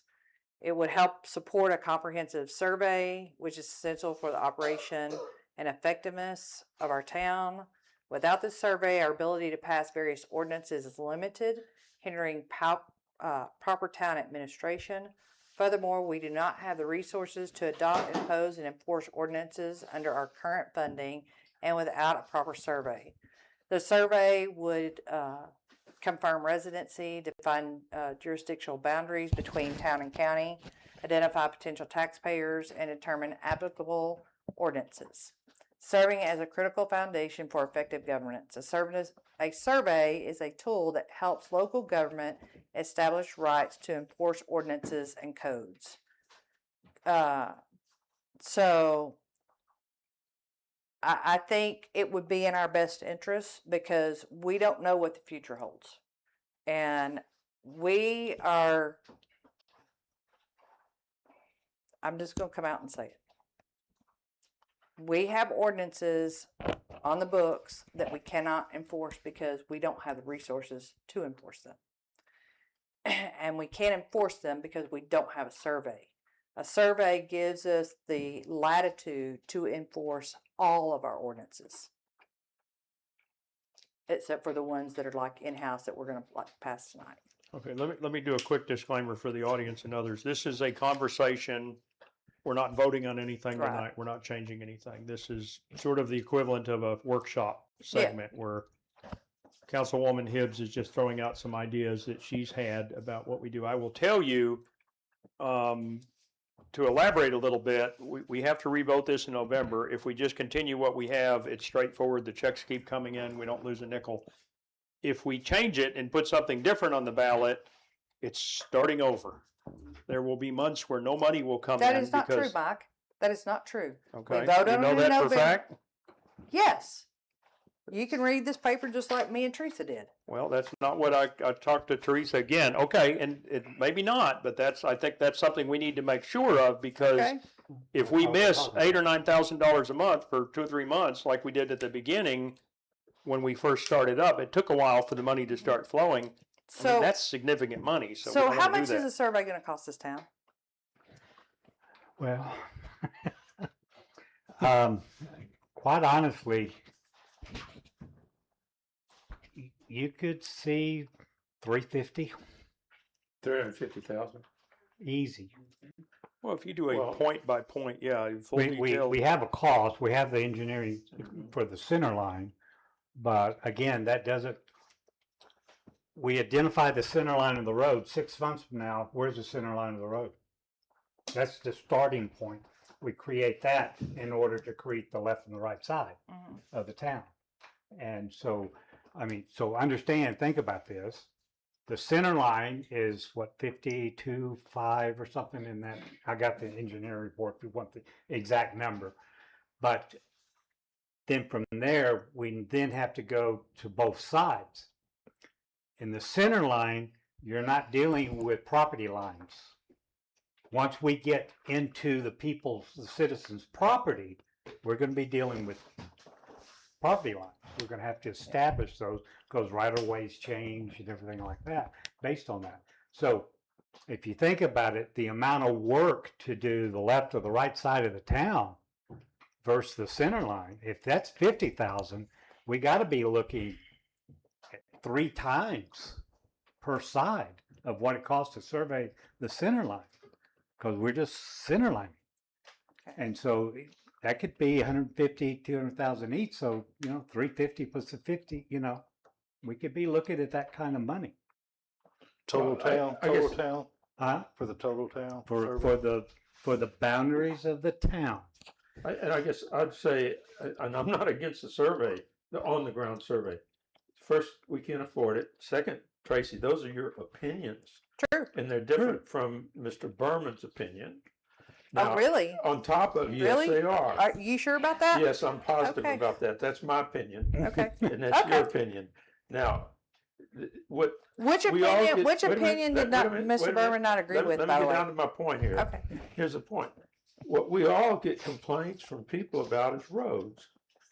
That's by far the biggest thing. Nobody's complained to me about the boundaries. They have complained about everybody complains about the roads, because that's what we're working on. So I'm against taking any money away from the roads. Now, I'm not You against. can still use Wait, it for hey, roads? Whoa. I'm talking now. When I'm finished, you can talk. Okay. Now, I'm not against a survey. It's just we don't have the money, and we do have most people in town that complain about the roads. So, and then Mike raised a point that, okay, if we go back and change it, how's this going to affect the legality of how we get our sales and use tax? And, to me, that's another point. But what it really comes down to is if you ask people in town what they want the money spent on, it's roads. You're not going to find anybody that's going to say, "Oh no, let's spend some of it on other than a handful of people on the survey." They're going to say, "Spend it on the roads," and we're working hard. I mean, Terry and Mike have put a lot of effort into this. Everybody has, Not, and that's what, to me, the emphasis should stay with for now. Is that now when we do have enough money to do the survey, Well, okay, let's do it, but not take it away from the roads. Well, we know we can't do it all at one time. I mean, yeah, the survey, it's gonna be a process. Agree. I think But take it out of the, not out of the road fund. Well, let's just let's just squash the elephant in the room. How do y'all plan on paying for this town? The only way we can pay for this town, we cannot keep going down the same road that we're going on without a property tax. Okay? This town, the way this town was designed, it was designed to infringe property taxes on the least of these in this town. And I don't like that. I don't want property taxes. But this town cannot function for 4 more years without some kind of revenue. And you can't even get a property tax without a survey. Okay, in my opinion, that's your opinion. My opinion is no, we don't need a property tax, not now. I didn't say we needed No. one. I said that's the only way to fund the town in the future. I don't agree with that, your opinion on that either. Do the numbers, Mike. Do the numbers. We are doing the Tom, numbers. Mike. That's what our budget is. Okay, again, this discussion. Wait a minute. I'm not done. Okay. How do you enforce zoning laws? Wait, that's not the question. Yeah, we're getting a little bit off No, topic. we're not fund. getting off topic. How do you enforce zoning laws without the proper documentation of this Hey, town? You're asking a legal question. and No, I'm you not don't want to gonna answer into it, that. Tom. I get it. You don't want to answer it. I get it. We don't have the money. Okay, point of order, let's stick to the topic. So the idea has been floated, and again, we're not acting on this tonight, we're not voting on this. We do have to go back to the voters to get the sales tax approved, to continue it.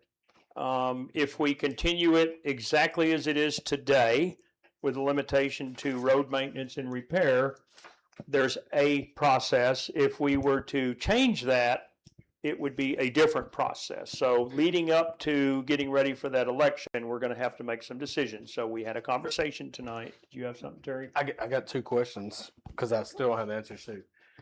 Can the sales and use tax proposition fail in November and not get any sales tax? Yes. It's a yes or no proposition. Is it a vote to continue paying, or is it a? I don't know. Read the paperwork. It It's all a says, copy of that. I mean, I'm concerned because I'm listening to everybody. One of my concerns is because I'm not sure, I hadn't read this document, but can the people say I don't want to pay sales tax anymore, and we lose that funding? I don't know the answer to that. Yeah, I thought that's what one of those comments was, if we took it to the ballot, we'd either gain it or lose it. Yeah. Is that what you're? Well, If it it goes sounds like to- it has to go to the ballot. it's a reauthorization to- of local sales and use Yeah, it tax goes for the with- town of Poetry at the rate of 1.5% to continue providing revenue for maintenance and repair of the municipality. Reauthorization, Yes, so That's it's a n- yes or no vote. but it's a reauthorization. Yes, correct. So if they don't authorize it, To use it, I guess the way I'm hearing that, reauthorize it to use it for those purposes. If it as it stays with that continues today. purposes, it doesn't, nothing changes, right? Nothing changes, correct. But if they vote no, you're saying we lose our sales tax? Yes. Okay, question number 2, because I want to read that. We'd lose it completely? Like, Yes, you would Nada. lose it. Nada, Okay. zero. There goes your funding. Question number 2, and I want you to send that to me or give it to me if Give you it have to her. extras.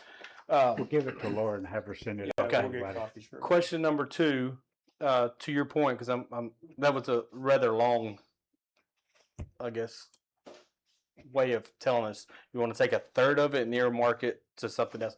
My question is, and I don't want to debate if we should or shouldn't. Do we have to say a percentage gets earmarked, or can it just be added to the other 2? It's for road It maintenance. could be combined.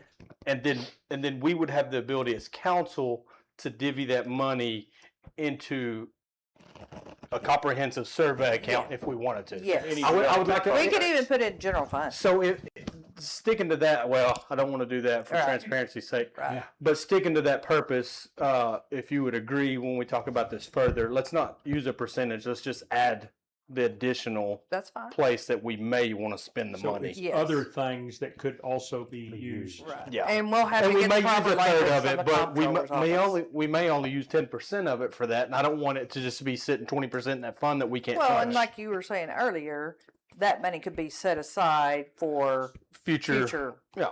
bridges or whatever. Yeah, I think the idea of opening up our options to use the money for is not a bad one. We just need to understand when we kind of jump from one rope to the other, what happens, how that happens.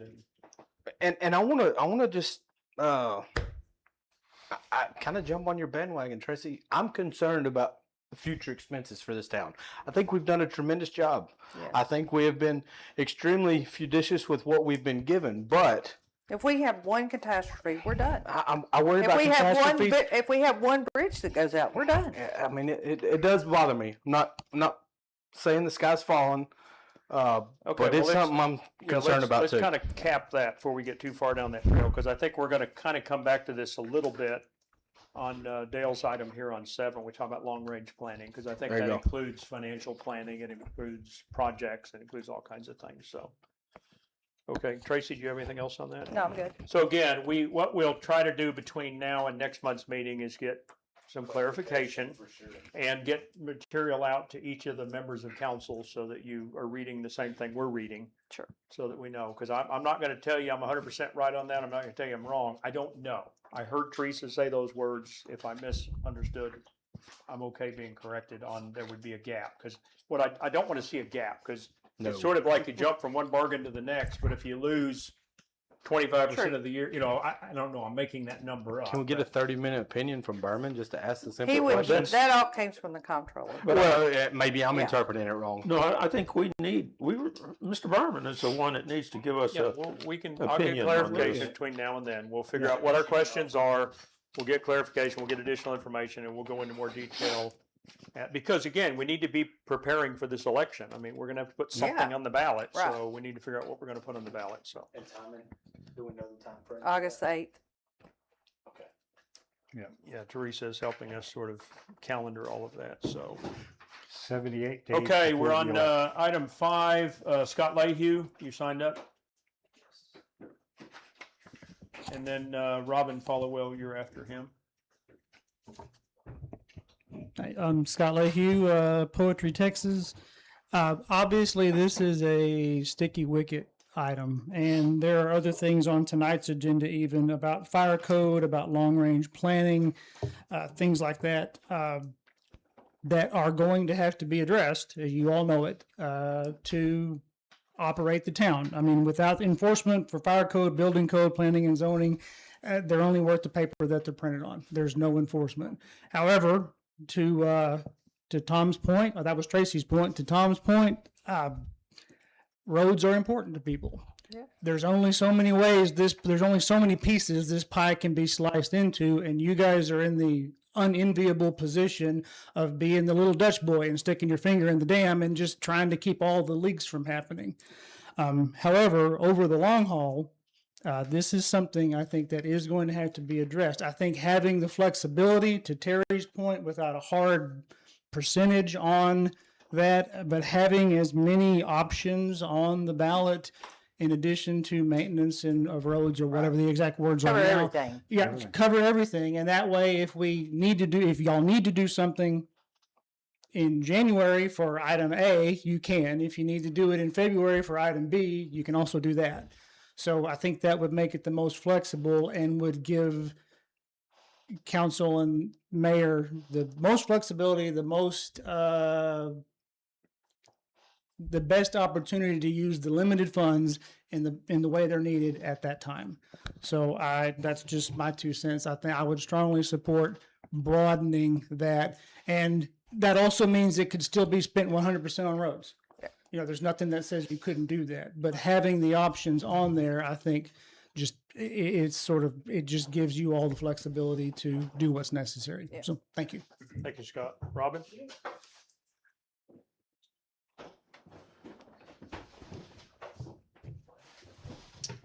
Robin Follow Poetry. So I do think Tracy and then Terry's back up on all this is a very good idea, keep our minds open and all that. I really wasn't going to comment on this until y'all were talking and some other things were said, and I'm just sorry, it burns my ass, so I'm just gonna put it out there. Y'all are the council that's been in these positions for 7 months. Y'all are the ones that talk to the attorney. We don't need to hear from your meetings with the attorney or Barton, this and that. They're the ones that have had the current meetings on things, so we don't need Okay, try to previous. Stay on the. Well, I'm just saying, I we don't know. need to have from the peanut gallery that, oh yeah, that is what he said, or no, he didn't say. Y'all are the ones that are having the meetings now, getting the legal advice. Don't know if that has or hasn't changed. Only y'all would know that. So that's once again, out of respect for our council, current council that has those meetings with our attorney and the mayor. I'm sorry, that just really rubbed me the wrong way and is super disrespectful. Thank you, Robin. Okay, any other discussion by council on this item? So what's next with it? Can we take a 5-minute break? We can. Can we finish this one? No, wait a minute. So let's. I just want to know answer where. this. Sorry. Yeah, before we finish this, what is next? We will come back on the next agenda. I will put this on the agenda with greater detail. Perfect. When we're going to start our preparation, what our options are for continuing or changing the proposition on the ballot, what any pros and cons are of doing that, and whether what we want to do is even doable. Can So we we're- just call it for, community development or something, or some Okay. general term? Okay. So we will come back to you, to the council next month Okay. with greater detail and clarification. I just wanted to get the conversation out there so you know at least it's been raised by someone. I don't think it's a completely bad idea, but we're not changing anything tonight, so.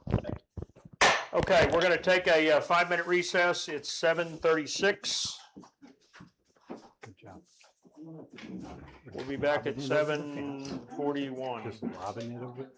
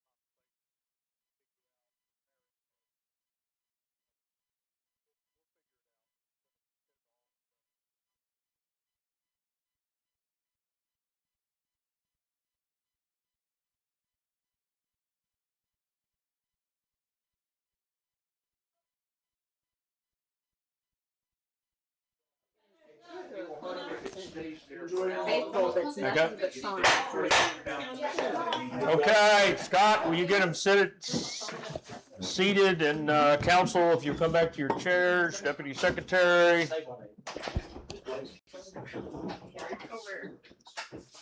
We want to get out of here early. Okay, so we're reconvening at 7:41. Wow, 5 minutes, right on the number here. Okay, next item up is item 6 on the regular agenda. Discuss and take action as needed on implementing a Town of Poetry fire code. We are not voting on a fire code tonight. Nobody panic, okay? We just need to have a conversation because the topic of fire codes and building codes and other things keep coming up. And I just want us to begin having some discussion about all of that because, again, after we became a town, we left the counties and we kind of fell out of the jurisdiction. We're still in the jurisdiction of the state, but we are no longer the responsibility of the county. So we just need to talk about, as part of growing up, how it is that we're going to accomplish some of these things. So Doug, will you help us with that conversation? Thank you, Mayor. We have had some communications with citizens and other officials addressing what we're currently under a fire ban. The county can enforce a fire if there is one within the ETJ around us. They have no jurisdiction within the city, or any city for that matter, because what they depend on is for cities to be basically self-supporting, if you will. But I truly understand the community and trying to build our community. It does take some bricks in the wall, if you call it that. But I proposed a draft that basically follows the guidelines for burning, and let's say we use it in poetry. This is something that if somebody came in and asked any one of us, the mayor or council people, is, I want to burn this, or can I burn that, or what can I do, or how do I do it? At least we can hopefully point them into the direction that this is what the state of Texas has regulations on as far as your burning. Some people go like, well, you know, if y'all don't do anything, it's kind of one of those deals. We're being in the city, we're reliable whether we don't have anything or we do have something. But that's where we get into permitting and all that, and I really don't want to get into all that, tonight. But what we're looking at is trying to first establish a fire code here in the city of the Town of Poetry.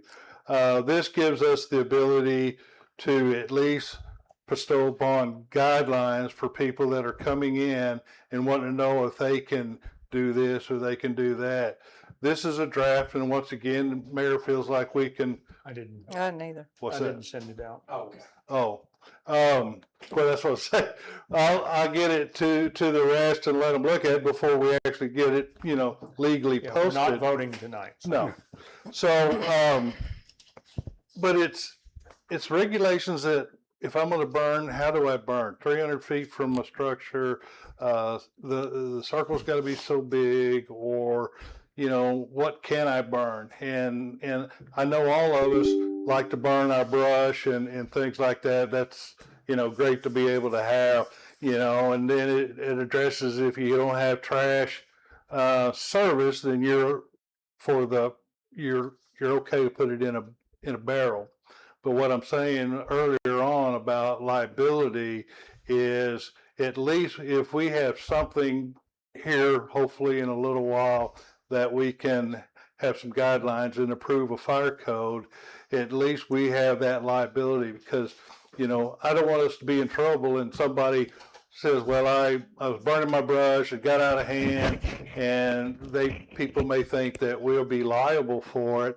No, it's the homeowner that's always liable for it. So even if we had a permits in process, as long as the permit was valid and they're burning the right stuff and all that, That's our legal liability right there. Is it was that whatever happened thereafter, because one of the things is they're actually supposed to stay around. You're supposed to man your burning. So it's a lot of things that are in this draft that are basically following the Texas outdoor burning rules. That's a start.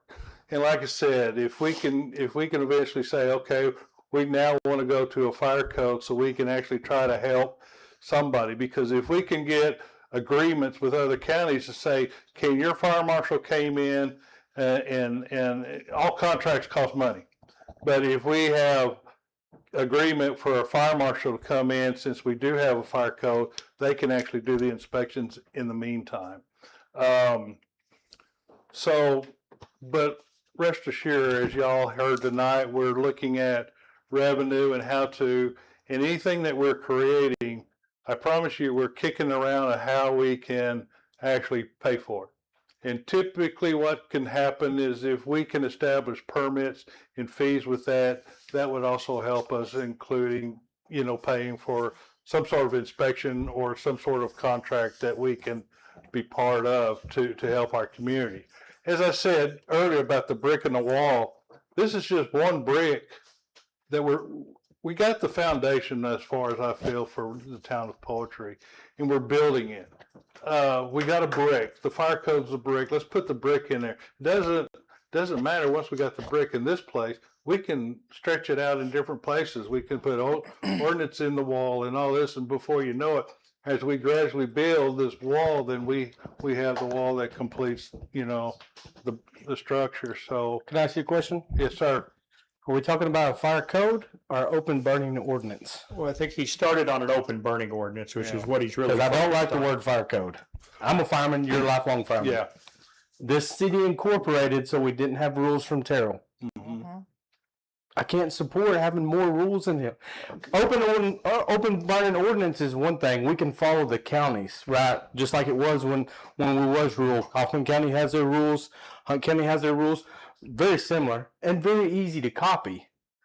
But when we say fire codes, we start talking about sprinkler heights, pallet storage. I mean, you know how big the fire code book is. That's a bad word. Bales of hay storage. It really is. Well, so let me jump in and kind of defend Doug a little bit, just because I started this conversation because I started thinking about, okay, and this selfishly, I mean, I cut trees down, I want to burn them. I'm not going to pay to haul them off or whatever. And so right now I can just drag them a few hundred feet into my property and burn them legally if the county doesn't have a burn ban. But if they're on the town side, by state law, it's illegal to open burn in a city limit anywhere in the state of Texas unless the city has an ordinance that allows burning. An ordinance, That's correct. not a fire code. No, an ordinance, that's correct. So what I had asked Doug is I said, does it make sense for us to come up with an ordinance that allows us, because we've been doing it for all the years we've lived out here, to burn brush, organic matter, things that are legal, not shingles and plastic and dangerous things. But because right now, technically, if we burn in the city limits, we're violating state law. And I don't want that to be the case. I think that's taking us backwards, and I don't want to take us backwards. So that's really the beginning of this conversation was, hey, because the other add-on to that was to Doug. I said, hey, the counties are in a burn ban. Doesn't it make sense for the town to just adopt the timing of the burn ban? I mean, if it's too dry in the county to burn, it's too dry in the city. It's the same grass and it's the same trees, right? So I'm sort of walking around thinking, okay, both counties have burn bans. We should be in a burn ban too. I don't want to come home and my neighbor's got a, out of control fire going or something. So I think we just need to write something down in the form of an ordinance that says what those things are. I think that's the beginning. I think going to a fire code, and that's probably the wrong language, is a whole different thing. And that's a much bigger conversation. And I don't even know where we start on that, because one of the things I found out doing a little research, so I called our friends at North Central Texas COG, right, because they have a whole fire group and you can learn from them. And I called the fire marshals in Kaufman and Hunt County, and I found out, by the way, that Kaufman is like way ahead of Hunt County, which I was a little surprised to find out. But each of them have the fire code that they subscribe to, with the amendments that they subscribe to, and enforcement and all. I mean, it gets really complicated really fast. And now we're back to the citizens in one county of our town are gonna be treated one way, and the citizens in another county of our town are gonna be treated another way, and I don't want that. I want them to somehow be treated the same, but, so when we get into that conversation of building code, fire code, or whatever, it's complicated, because, yeah, that's what I got out of it. The fire code's like 3 inches thick, and nobody really understands it, and. And to his statement, open burning is also in the fire code. It is, I mean, but so. it's like a half a Yeah. page. But, yeah, it's, but as the mayor said, going into the codes, we can certainly address that and come into another planning, discussion as far as the codes go. But when I was saying burning ordinances, it usually does create an ordinance because you have to do an ordinance to even adopt codes. So one of the things I'd like to get out of this at the end of this conversation, not yet, is what is the temperament of council with regards to the creation of, and we would come back at a later date with an ordinance to allow open burning in the town limits. I want to get a feel, not right now, but I want to get a feel for that. But the other thing, just to kind of plant a seed, so what happens if somebody either existing or new comes into this town and puts up a commercial building and doesn't follow code, and somebody files a complaint or there's a tragedy or something like that? I don't know what the implications are on the town. We have no jurisdiction. If we didn't enforce, well, if somebody Not puts now. in a restaurant, let's say, I mean, it's gonna be a while, but let's say they put a restaurant in and they don't put safety stuff in, they don't have fire extinguishers, they don't have water sprinklers, they don't have things over their cooking stuff, and the thing burns to the ground and kills a bunch of people. I don't know. I mean, I feel like we've, at some point, maybe not right away, but at some point, we need to have some basic guidelines or put somebody in charge of the kind of primitive. I know the state, what I learned from the state fire marshal is they only check like a few things. Do you have doors that open and close? Do you have a few fire extinguishers? And that's Exercise, it. all that stuff. And that's the thing is having a code book, truly understand. But that's part of the information that can be distributed as far as, especially if it's in the churches or the schools, is, making sure they're properly exited, have exits and stuff like that. Because right now, we don't have a dog in the hunt type thing. So, but if we can do the eat the elephant a little at a time, since the elephant came in the room this afternoon, at least we can start with the regulations of by the state of Texas what open burning is, and then we can get into discussions of. Yeah, I want to try to allow us as citizens of this town to continue doing as many of the things we're used to doing as possible, right? Driving tractors on the roads and having cows and barbed wire fence and burning brush and, extra hay or whatever. And this is one of those things that it just occurred to me one day. In theory, we have stopped our ability to burn in this town when we became a town, and I want to correct that. So I feel like an ordinance, if council feels like we should go forward with that, would correct that. It will say things like, when the county has a burn ban, the town has a burn ban. Well, it's You're allowed to burn, but Can't not you just say dangerous that? things. No, I think it needs to be an ordinance. I guess We go by the Kaufman and Hunt County burn ban. Oh, something. It needs to be Real, written down. something a real practical event happened a week or two ago. We had a guy burning his brush. Got a call, a couple of complaints from the citizen. Called me, I called the mayor, and we talked about it. Well, and which was the first question I asked. Well, is he in poetry or is he in the ETJ? So I had to go out there just to tell you how stupid this is. Yeah, that's probably ETJ. So we have to call the fire marshal, fire department from the county. If it was in the city, we talked and said, well, then it's our issue. I mean, that's where we're at. Again, another reason, so I don't have to go out there and do that. Let's get a survey. And we Well, can but figure even out. with it, in fairness, even with a survey, we're going to have to figure out whether they're. Yeah. Whatever, we just need to, I just want to protect the town proper and our ability to do things like this without putting anybody in a situation of you're Yeah. breaking a rule. The longer this town goes on, the less rural we become. every time we come up with something like this or ordinance, we are affecting people's lives. And the problem that I have with any of this is that the majority of the people's that lives are affected are those with the least economic means. And I think we could find ourselves in real trouble if we continue to go down these types of paths where we're passing ordinances that affect the people with less means than other people. And you're No. specific to burning, or you thinking No, other I- things, codes and things? I'm talking about codes, Okay. everything. I mean, I was gonna say, I think poor people burn at the same rate as rich people, so. well, they do, but My opinion on this is, the reality is we've got enormous number of trees. This whole area that are waiting to have a strong wind and a fire. I mean, it's California and every state has had them. They've got them going now, and up in Arkansas Oklahoma. Basta. And so I support having a burning ordinance, but not discussing codes. Open burning. But because to give people an idea, because if something got away and it caught these trees on fire, we could have a national incident here. well, that could happen in the ETJ. Well, that's part of, the ETJ is the county's responsibility. Right. I'm just saying, there's an idea, be ready. there's a kind of a moral thing to it to me, is that because we're sitting on a huge tinderbox, yes, we do need to have a burning ban or ordinance of some sort. And it's just because it's the reality of where we live. This is one of the most wooded areas in this DFW area. Well, and I think to Mike's point, by not having open burning, it's illegal to burn here. Right. We want our citizens So to right be now, able you can't to burn your burn. leaves. I'm not able to burn your leaves. Well, and I mentioned earlier that We talked about that a long time the ago. hazardous mitigation planning does include wildland fires.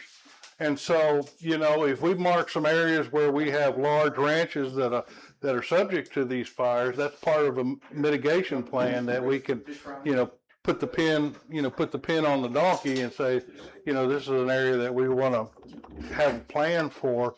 But it also says you can't burn when the wind's blowing 25 miles an hour. Yeah, we're Yes, gonna you do could the say same common- rules as everybody else. You could say, well, that's common sense, but at the same time, it's a rule that somebody can say, well, you go out there and they're burning and it's blowing 30 miles an hour, you can say. Well, and I'm gonna tell you, and I'm okay with this being on the recording, we got people moving to poetry that don't have the same sort of experience with this kind of stuff as us, and they think their little half acre is deserving of a rifle range and 6 horses, and they're gonna have bonfires, and it's like, okay, so as much as I don't like any kind of rules, they protect you as well as, we need to have some common sense stuff. And like our employee handbook, it needs to be written down so that we can hold people accountable to it. Because again, we got people moving out here and I'm hearing from, well, I got a half an acre. Well, okay, but you can't shoot guns on it. You can't, But I feel like our purpose here, and mine especially, is all about protecting our people and our community. It's protection of what we can do to help protect our people. And that's why, I'm gracious to even submit proposed, an ordinance down the road that we can agree on to at least establish those things. I don't Okay. think it's a great idea. yeah. So let's bring the conversation back, and we're going to hear from the public, and then we'll get a consensus. We're not voting. We're just going to get a consensus on what this is with regards to considering drafting and bringing to agenda an open burning ordinance for the town of Poetry, right? That's what we're going to limit to. So let's hear from Robin, who signed up to speak on this, please, and then we'll wrap it up. Robin Follow Poetry, Texas. So 2 things on that. I know that y'all are half and half on the no code thing, but it's like we talked about before, like you said, if you bring in a restaurant or if a restaurant comes in and they build from new, and you've got people in different counties, they're not on the same level with the fire. That's the same thing I talked about if we just do the bottom basic building code, then everybody is built to the same code standards. It goes the same way with the fire code for the sprinkling and exits and if you have something new like that. So that's why it is good to have a code. That big old book is probably, it doesn't apply to everything we're going to have going on out here in the next 10 years, but by then we'll be possibly changing code. But it's good to have a standard for everybody across the board in all 3 counties to be held to that same standard. Now, going about what you're talking about, these people that don't know what the heck they're doing out here burning stuff. My husband built our house a half a mile from the road on purpose in the woods, you know, to be away from people. But then the driveway next to us, you go down and there's all kinds of houses that are built on that back up. People don't pay attention. They're new to this country. They think, hey, we got this land. We can do whatever. They were having a big old drunk fish fry fest and knocked the fryer over and caught a 40 by 62 story house on fire that was right against our fence line. And you want to talk about, you know, just very scary.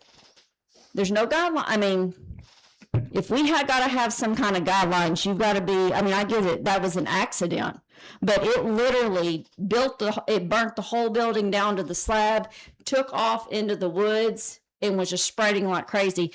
There's not a fire truck that's going to make it to my house. Our driveway winds in and out of the trees, literally. The top of the fire truck is not making it to our house. If they do, well, then we are going to have to bust through our stone front wall because you're not going to get to the house. That was part of the issue they were having with that house, is because they had no way to get to it because people, yeah, I mean, they just, so yes, I get having a burn ban or ordinance for that is probably better, but it's still smart down there. You're going to have to get a code that way it goes across all 4 counties for future reference when people are 3. doing, 3 counties.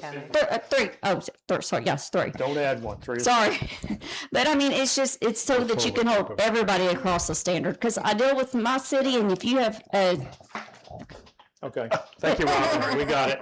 And we'll have more conversation on codes and all of that. For now, we're going to limit it to. Okay, so we're not taking a vote just with an eye roll or body gesture. I mean, what is the will of the council with regards to coming back with an ordinance for open burning? Favorable, unfavorable? I mean, my opinion, favorable. I mean, Tom Favorable. likes it. I think we're likes gonna it. have to simply because we have county and city. Okay, well, you're not voting on it, so we're gonna come back. That's enough to bring it back. So we'll bring it back as an ordinance, a draft ordinance, and we'll see what the temperament is on that night, whether we want to pass it, so. Okay, moving on to item 7. Discuss and take action is needed on long-range planning. This is a discussion about beginning to work on long-range planning for our town. And again, to our earlier conversations, that involves financial projects, you know, zoning, whatever. I don't know. It's everything. Dale? Well, this topic is kind of apropos for the agenda items we've had tonight. We've been at this 7-8 months now, and I think we're kind of finding bottom, and we're all off doing other special projects. And it's just really, I think we're at a point where we need to come together with everybody's ideas on everybody's topics that you're responsible for and come up with a 5-10 year, whatever, we can decide that later. Long range planning. I mean, if we look at tonight, the document storage, we're out of compliance. We've got to comply. We have to do that zoning. We've worked the zoning ordinance now for 7-8 months. What have we figured out? We need a survey. Because again, you're just out there thumbing it and trying to figure out what's in the town and what's not. Where's that house going to be that's going to be building? Is it in the county or is it in the town? And so what we have discovered, I think, through the zoning, all these questions, and I mean, the first month, we had 1 request. Now we get 5 a month.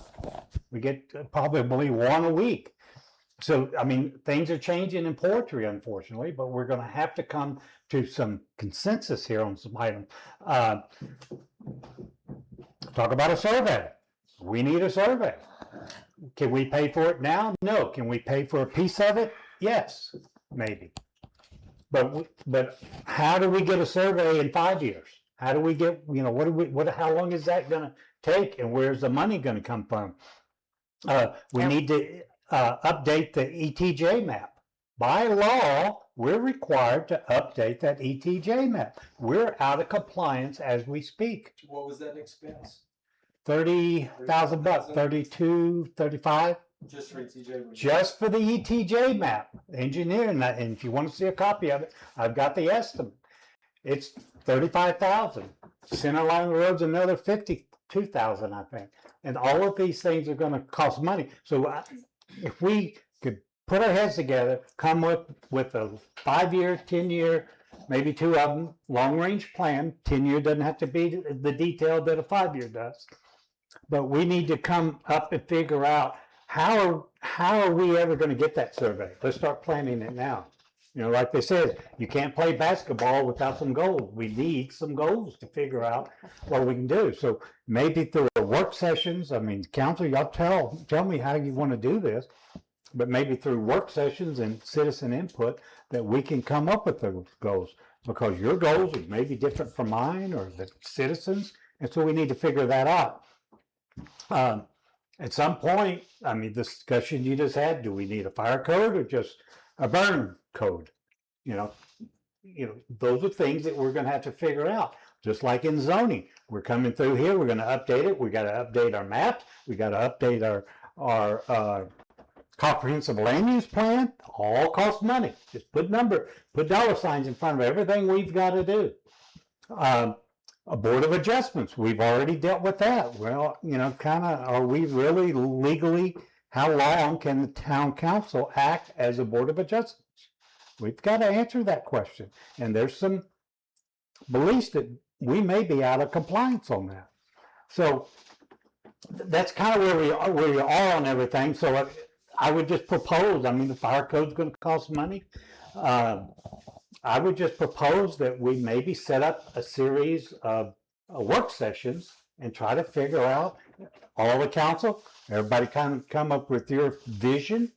We take, 5, 6 visions and try to come up with a document and work it out, have some public meetings on it and come up with some budget items. That way, we're going to know what we're going to need in 2 or 3 years, 5 years, whatever. Open to comment. A comment.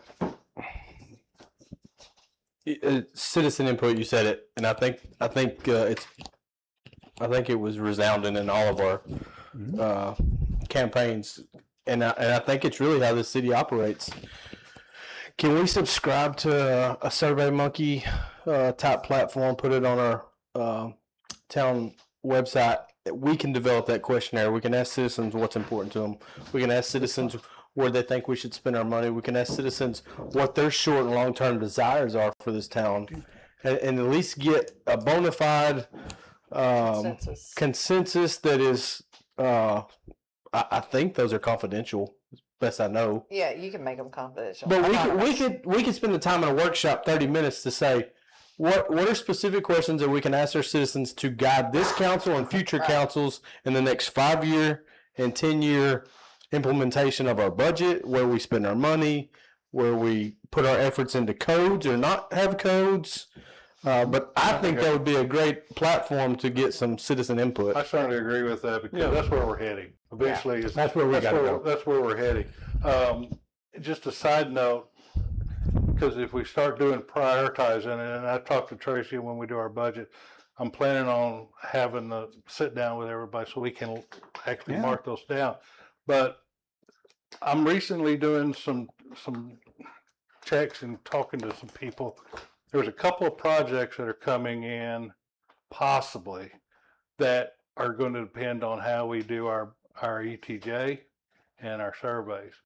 And one of them, as we're finding out, and I'm doing some more digging within the grant with the roads and stuff, because it might also include cleaning out some of the ditches, so that will be including on property lines possibly. It costs money. And then a lot of the counties, even Hunt County is talking about, I was approached by Commissioner Monroe, wanted to talk about they're starting to talk about ESDs, emergency service districts, and how those service districts are designed are boundaries of the ETJ is how they're designed. So there's things and projects we really do need to look at hard to put them in priority, because I just want to say that as we're kind of bouncing things around to know how serious these things are becoming for us, because we don't want to be caught, standing there. But that's a great set of questions. I mean, you can summarize that in 2 or 3 questions on a survey. How do you feel about a emergency service district? Obviously, we have the education point there. It doesn't necessarily affect our budget, but it affects how we maybe have relationships and push our relationships with the counties. Agree. Right. Well, plus it's possibly taxes. Well, and that's the education part that the ESD would have to obviously educate the citizens. Exactly. But there's no reason that we can't educate them to say what an emergency service district does, how it would affect you in this town. Even though you're a citizen, you would still be affected by it. So yeah, I mean, I think that could be an addition on this. It can be a 20-question survey. Golly, I mean, that's a lot. they don't have to answer them. They can pick the ones they want. I'd say 5 at the most. Poetry census, I'm seeing it now. No, I think it's. No, I agree. I think it's I think it's a great idea. great. I'll take note through Deputy Secretary, and we'll research and come back to council next month on how we would set that up and what. I think ideally, to your point, Terry, it's the will of the council, but more importantly, it's the will of the people, right? So what's the will of the people? Now, the challenge is, are the same people that complain going to be willing to fill out a survey to give us some constructive input? Because we want to hear their thoughts. But yeah, I don't have a problem trying it. I mean, let's try it. Let's figure it out. So we'll come back to council next month on the March agenda with more detail. Should we not come back with a list of suggested questions? Well, if you have some, send them to Laura, and she'll start compiling them, as possibles. I mean, because if she can compile them, then we can have a short workshop to say, okay, these are similar. Right. Let's reword Exactly, just a quick one. Yeah, I'll be glad to send them to you. Yeah, I don't think that's an issue at all. I don't have any problem with, we want to hear from folks, so. Okay. And the other one I thought about as I thought about this topic was, I was thinking about roads, because I think about roads a lot.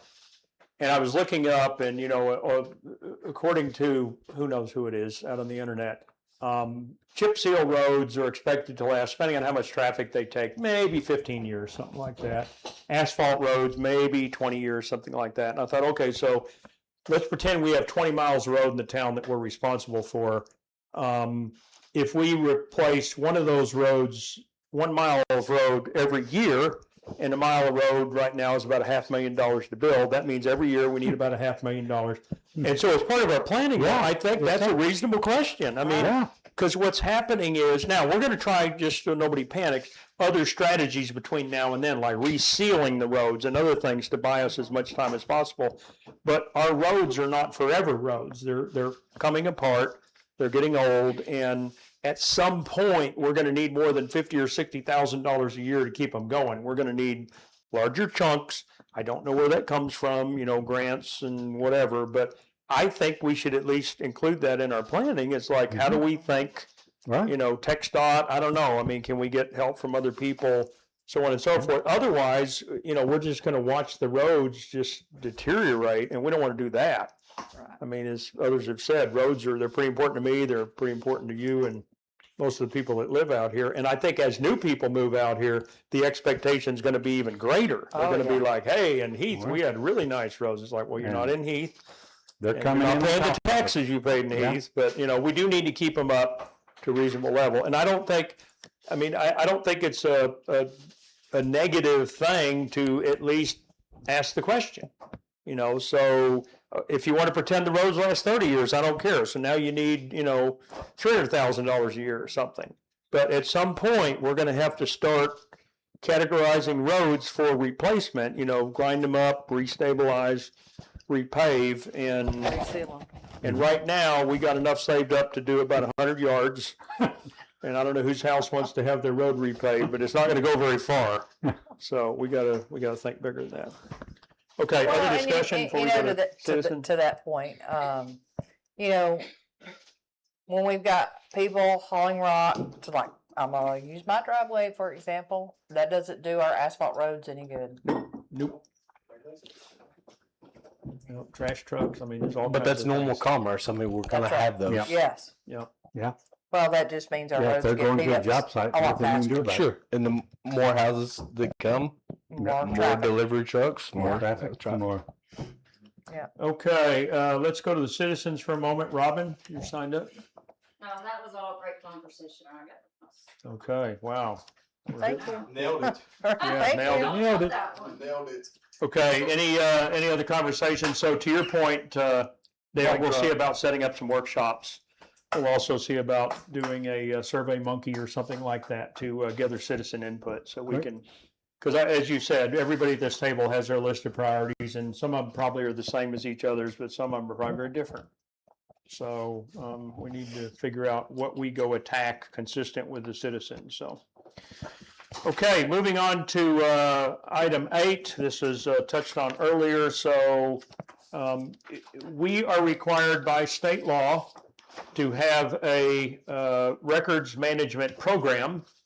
And so what I've included in here is an ordinance that we've put together that basically establishes that compliant with I think it's a Texas State Library Association. Yeah. I think is the one that dictates this. And so there's a couple of steps to this. The first one is that we consider and approve an ordinance, which is what you have in your packet, establishing a person in charge of our records. And I've set the secretary up because that's typically who does it. That would be Secretary Teresa with Secretary Laura backing her up. But then the next thing we'll have to do, and that's not going to be done tonight, and we will register after we pass this ordinance with the state saying we've complied, this is our person, and we'll get back to you on what our records management practices are going to be. And I can tell you, if you want to preview, the practices are going to be exactly what they recommend they are, because we're not going to reinvent the wheel. If they say keep it 6 years, we'll keep it 6 years. If they say keep it 3, we'll keep. So we're just going to go copy what they say is, standard practice, and that's what we're going to adopt. But that's a second step to passing the ordinance. First, we do the ordinance. So- Are you talking about this document here? Well, that gets filled out, It's just but all that does is establish who it is that's in charge, Yeah. and that we're intending to comply with the state rule. I think it's. Well, the TML is just a position paper. It just explains Yeah.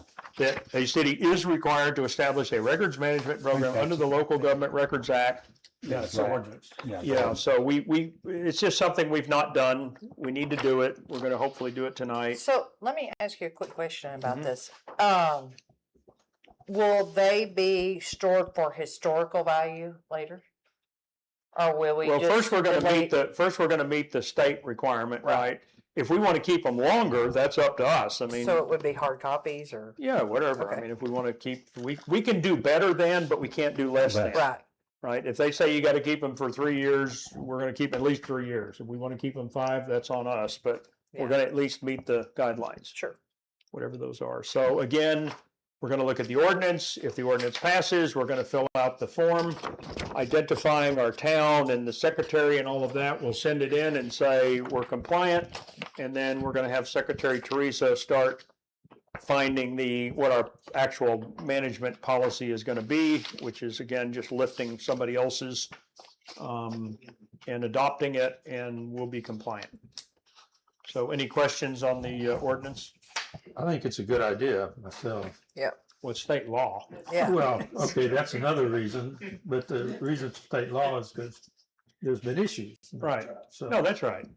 Yeah, it's just part of, getting the foundation So- finished out like I Doug think it's said. worthwhile. Appreciate you putting it Okay. together. Any questions? The lawyer did look at it, so it's all approved by him. so. Need a second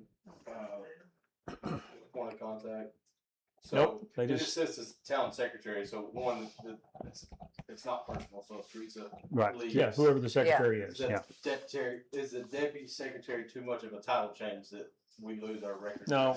What I'm finding out is in most cases, like use of the seal and other things, the deputy can back up the secretary That's what I was asking. whenever they need to. I mean, David, our attorney, tells me I worry about too much detail, but I do worry about detail because it's important when you're being sued.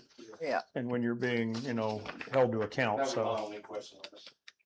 So we pass this, then the next step would be to, Fill out the application, yeah, this declaration of compliance, that's what we Yeah. would fill out after you approve this. Mhm. And then Teresa will come up with a records management policy okay, that we will keep in-house that will basically say how we're gonna keep what kind of records, digital records, paper records, whatever records. It's Yeah, not, 'cause I it's think not that's- pertinent right now where we store these records.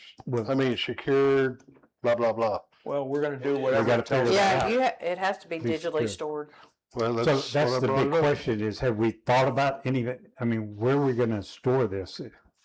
There's gonna be some records that's gonna be hard to digitalize, I think.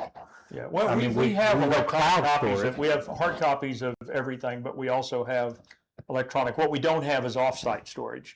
Right. So at some point, we probably need Probably off-site go storage. off-site. We're the, The cloud's not counting. well, the cloud keeps stuff, but Microsoft will tell you, they don't guarantee you Okay. that that's a backup. Now, it's probably a backup, but wouldn't it be We a don't bad have the day? structure to put a server in the. Well, like Oh, Civic, But you Civic can, Plus like can do it. Carbonite, I mean, there's lots of Yeah. services Just out make there sure you that do do your bill guarantee. every month. Yeah, that's right. Civic Plus would do that too. Anyway, we'll figure that out. You know what? Okay. Okay, citizen Robin Fellowwood, do you want to comment on this? I would follow Poacher, Texas.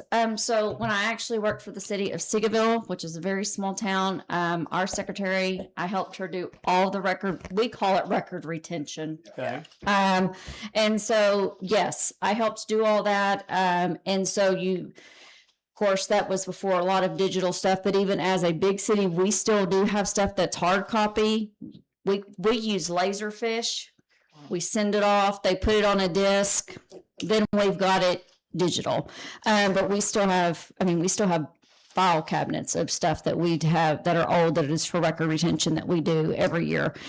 The good thing is, since we are a small town, we don't have permitting and all that stuff yet.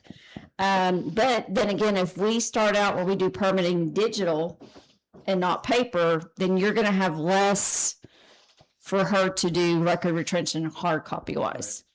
But I mean, and then once you sign your little paper and they send you the form, they're going to give her this big notebook. It breaks down everything and how it's going to be coded and stored. And for record retention, it breaks down all the years for everything that's different. And then how you have to label the stuff that's after it's past the year for it to be stored. It gives you all that, and it's very, very helpful.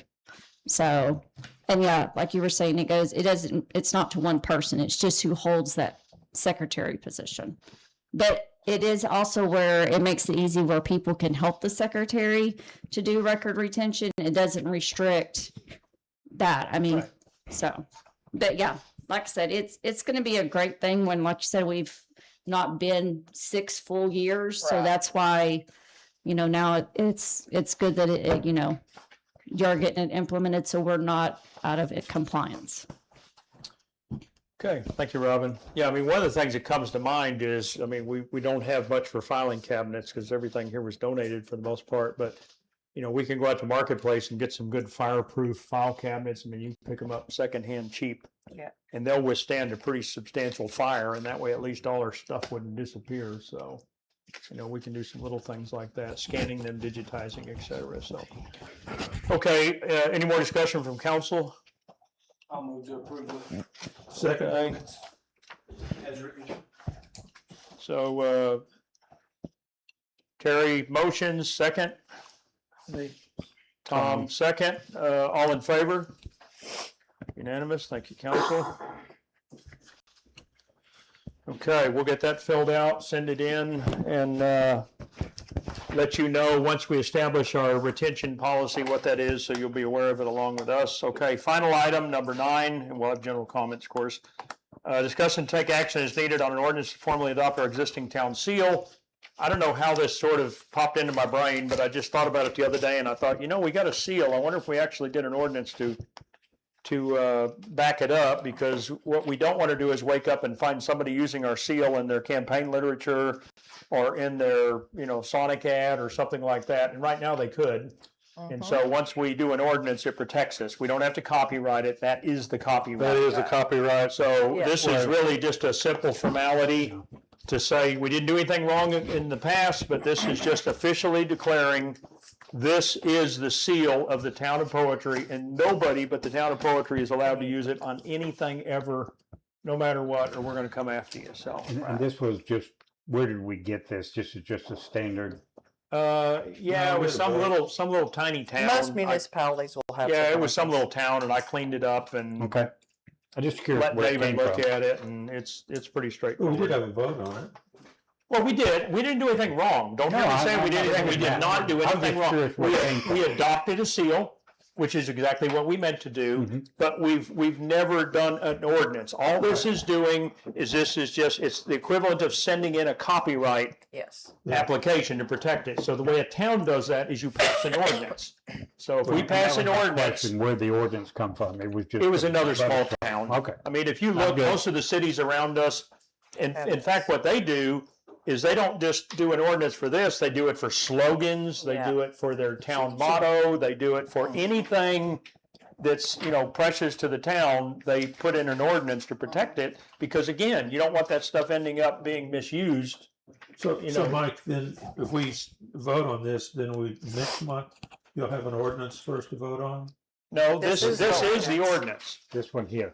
So this ordinance right here that's attached, so it's ordinance number, we already gave it a number in hopes it gets passed, 2026-02-1902. I failed to. Huh. I mean, I don't Yes, there think I it is. printed. There it is, right there. This is it, right here. That's it. Yeah, I see the Oh, seal. you did. Thank you. Thank you. That sense. I'm like, I know he's got it. So again, nobody did anything wrong, we're not in trouble, we're just Yeah. putting an ordinance Making in to it official. copyright our seal so that nobody uses it, so. Robin, did you want to comment on our seal? Nope. You want one? Don't Okay. get caught using it, we're fixing to lock it down. Well, then I'll make a motion, we accept it. I second. The second, the ordinance as presented. Okay, There you go. we have a motion by Tom, second by Tracy, all in favor? Okay, unanimous, thank you, council. We have an official seal, it's always been official, but now it's copyrighted, so. Okay, moving on to general comments. As we near the end of the Got 2 night, minutes. Scott Leahy, first Yeah, up. send it will. to everybody. Okay. Did I hear Scott? I think he left. He went out there. Oh, my gosh, okay, so much for about- Scott. Pastor's bedtime. Shelley Smith, Shelley left, Tara Sekovich. Tara Stinkovich, Town of Poetry. First off, I just want to compliment Laura Lehue, the Deputy Secretary. Apparently she's done a refresh on the website. It's beautiful. And I just have to say kudos. It looks very nice. Also the flyer, very nice on the flyer.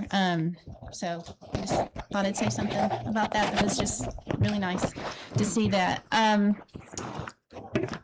I am for, I'm glad you broached this issue. It's been a concern.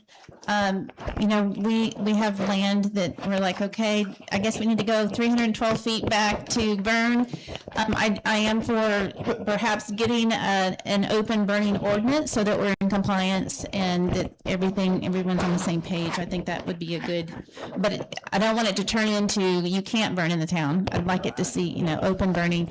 We do have a lot of trees, and then we can put those safety issues at hand there, and I think that would be a positive thing, if it's worded properly, of course, but I'm also like the idea of the survey monkey for the long-term goals, so thank you for mentioning that. I think that's a good thing. I am concerned about the idea of the survey, the on-the-ground survey. I mean, we have a map with the survey that meets even the state, as we learned in the lawsuit hearing, they don't have a specific, definition of survey, is what came out in the hearing. But Yeah, I think we need to find out from other cities and towns if they have on-the-ground survey. We're a small little town. When I called the city of Terrell about a year and a half ago, they laughed at me. Like, we don't do that. We only do it as needed. It would just be cost prohibitive. So maybe they had it eons ago when it was tiny, but we don't have to have that. And I think this assumption that we have to have it would be a frivolous expense. That's my opinion. But anyway, the signs were approved for over a year ago, the road signs, and I know that you're trying to work with I think TxDOT to have those installed. So it's taking longer than anticipated. We already have some. Would it be too much to consider? And then maybe this is what you intended on the most egregious areas where there isn't anything and it's a safety hazard, that we could go ahead and have some maybe volunteers just put that in just for safety, because I think that's why the council approved it over a year ago, and we have them. So anyway, thank you, Mike. Thank you. Robin?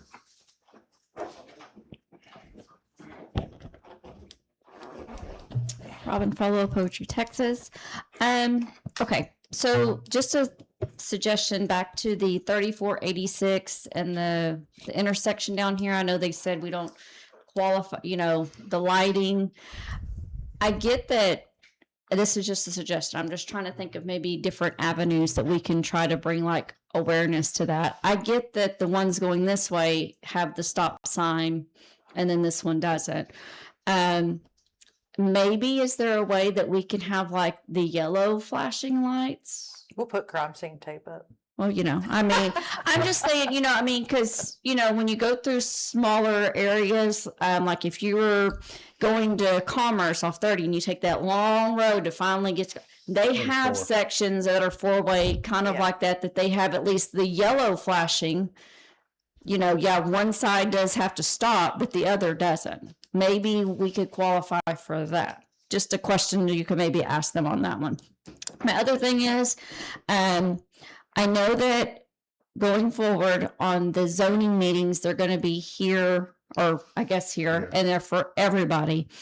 So I think, and I know why everybody, I think, is very nervous about that, is because when we had the public hearing for the public to be able to talk about it, everyone expressed their concerns and all that, and then half of them got really pissed because that night we ended up passing it, and we still had citizens and council people that were not for it being passed yet.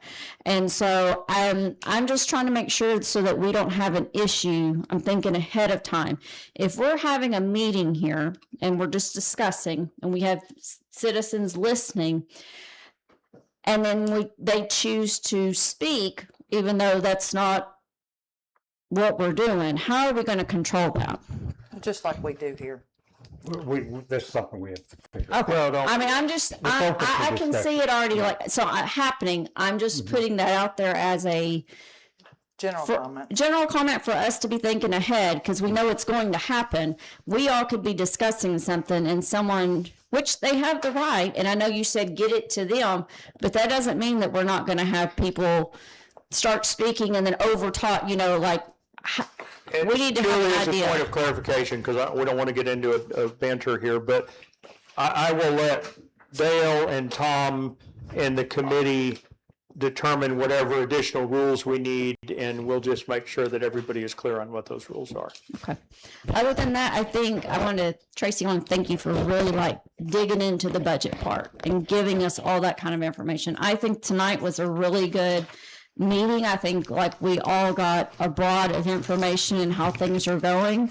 So I'm very, very happy. And the thing that Terry with the Survey Monkey, I think that's going to be awesome. I would say no more than 10 questions being the absolute max. Just because we do surveys for our huge city, and we don't do over 10 in us being a really big city. So Okay, thank you, Robin. Okay, somebody called me on this a while back, so I'm gonna change up how we do it. Do we have a motion for adjournment? Make a motion, we adjourn. Tom, second? Tracy, all in favor? Okay. Meeting adjourned. Huh?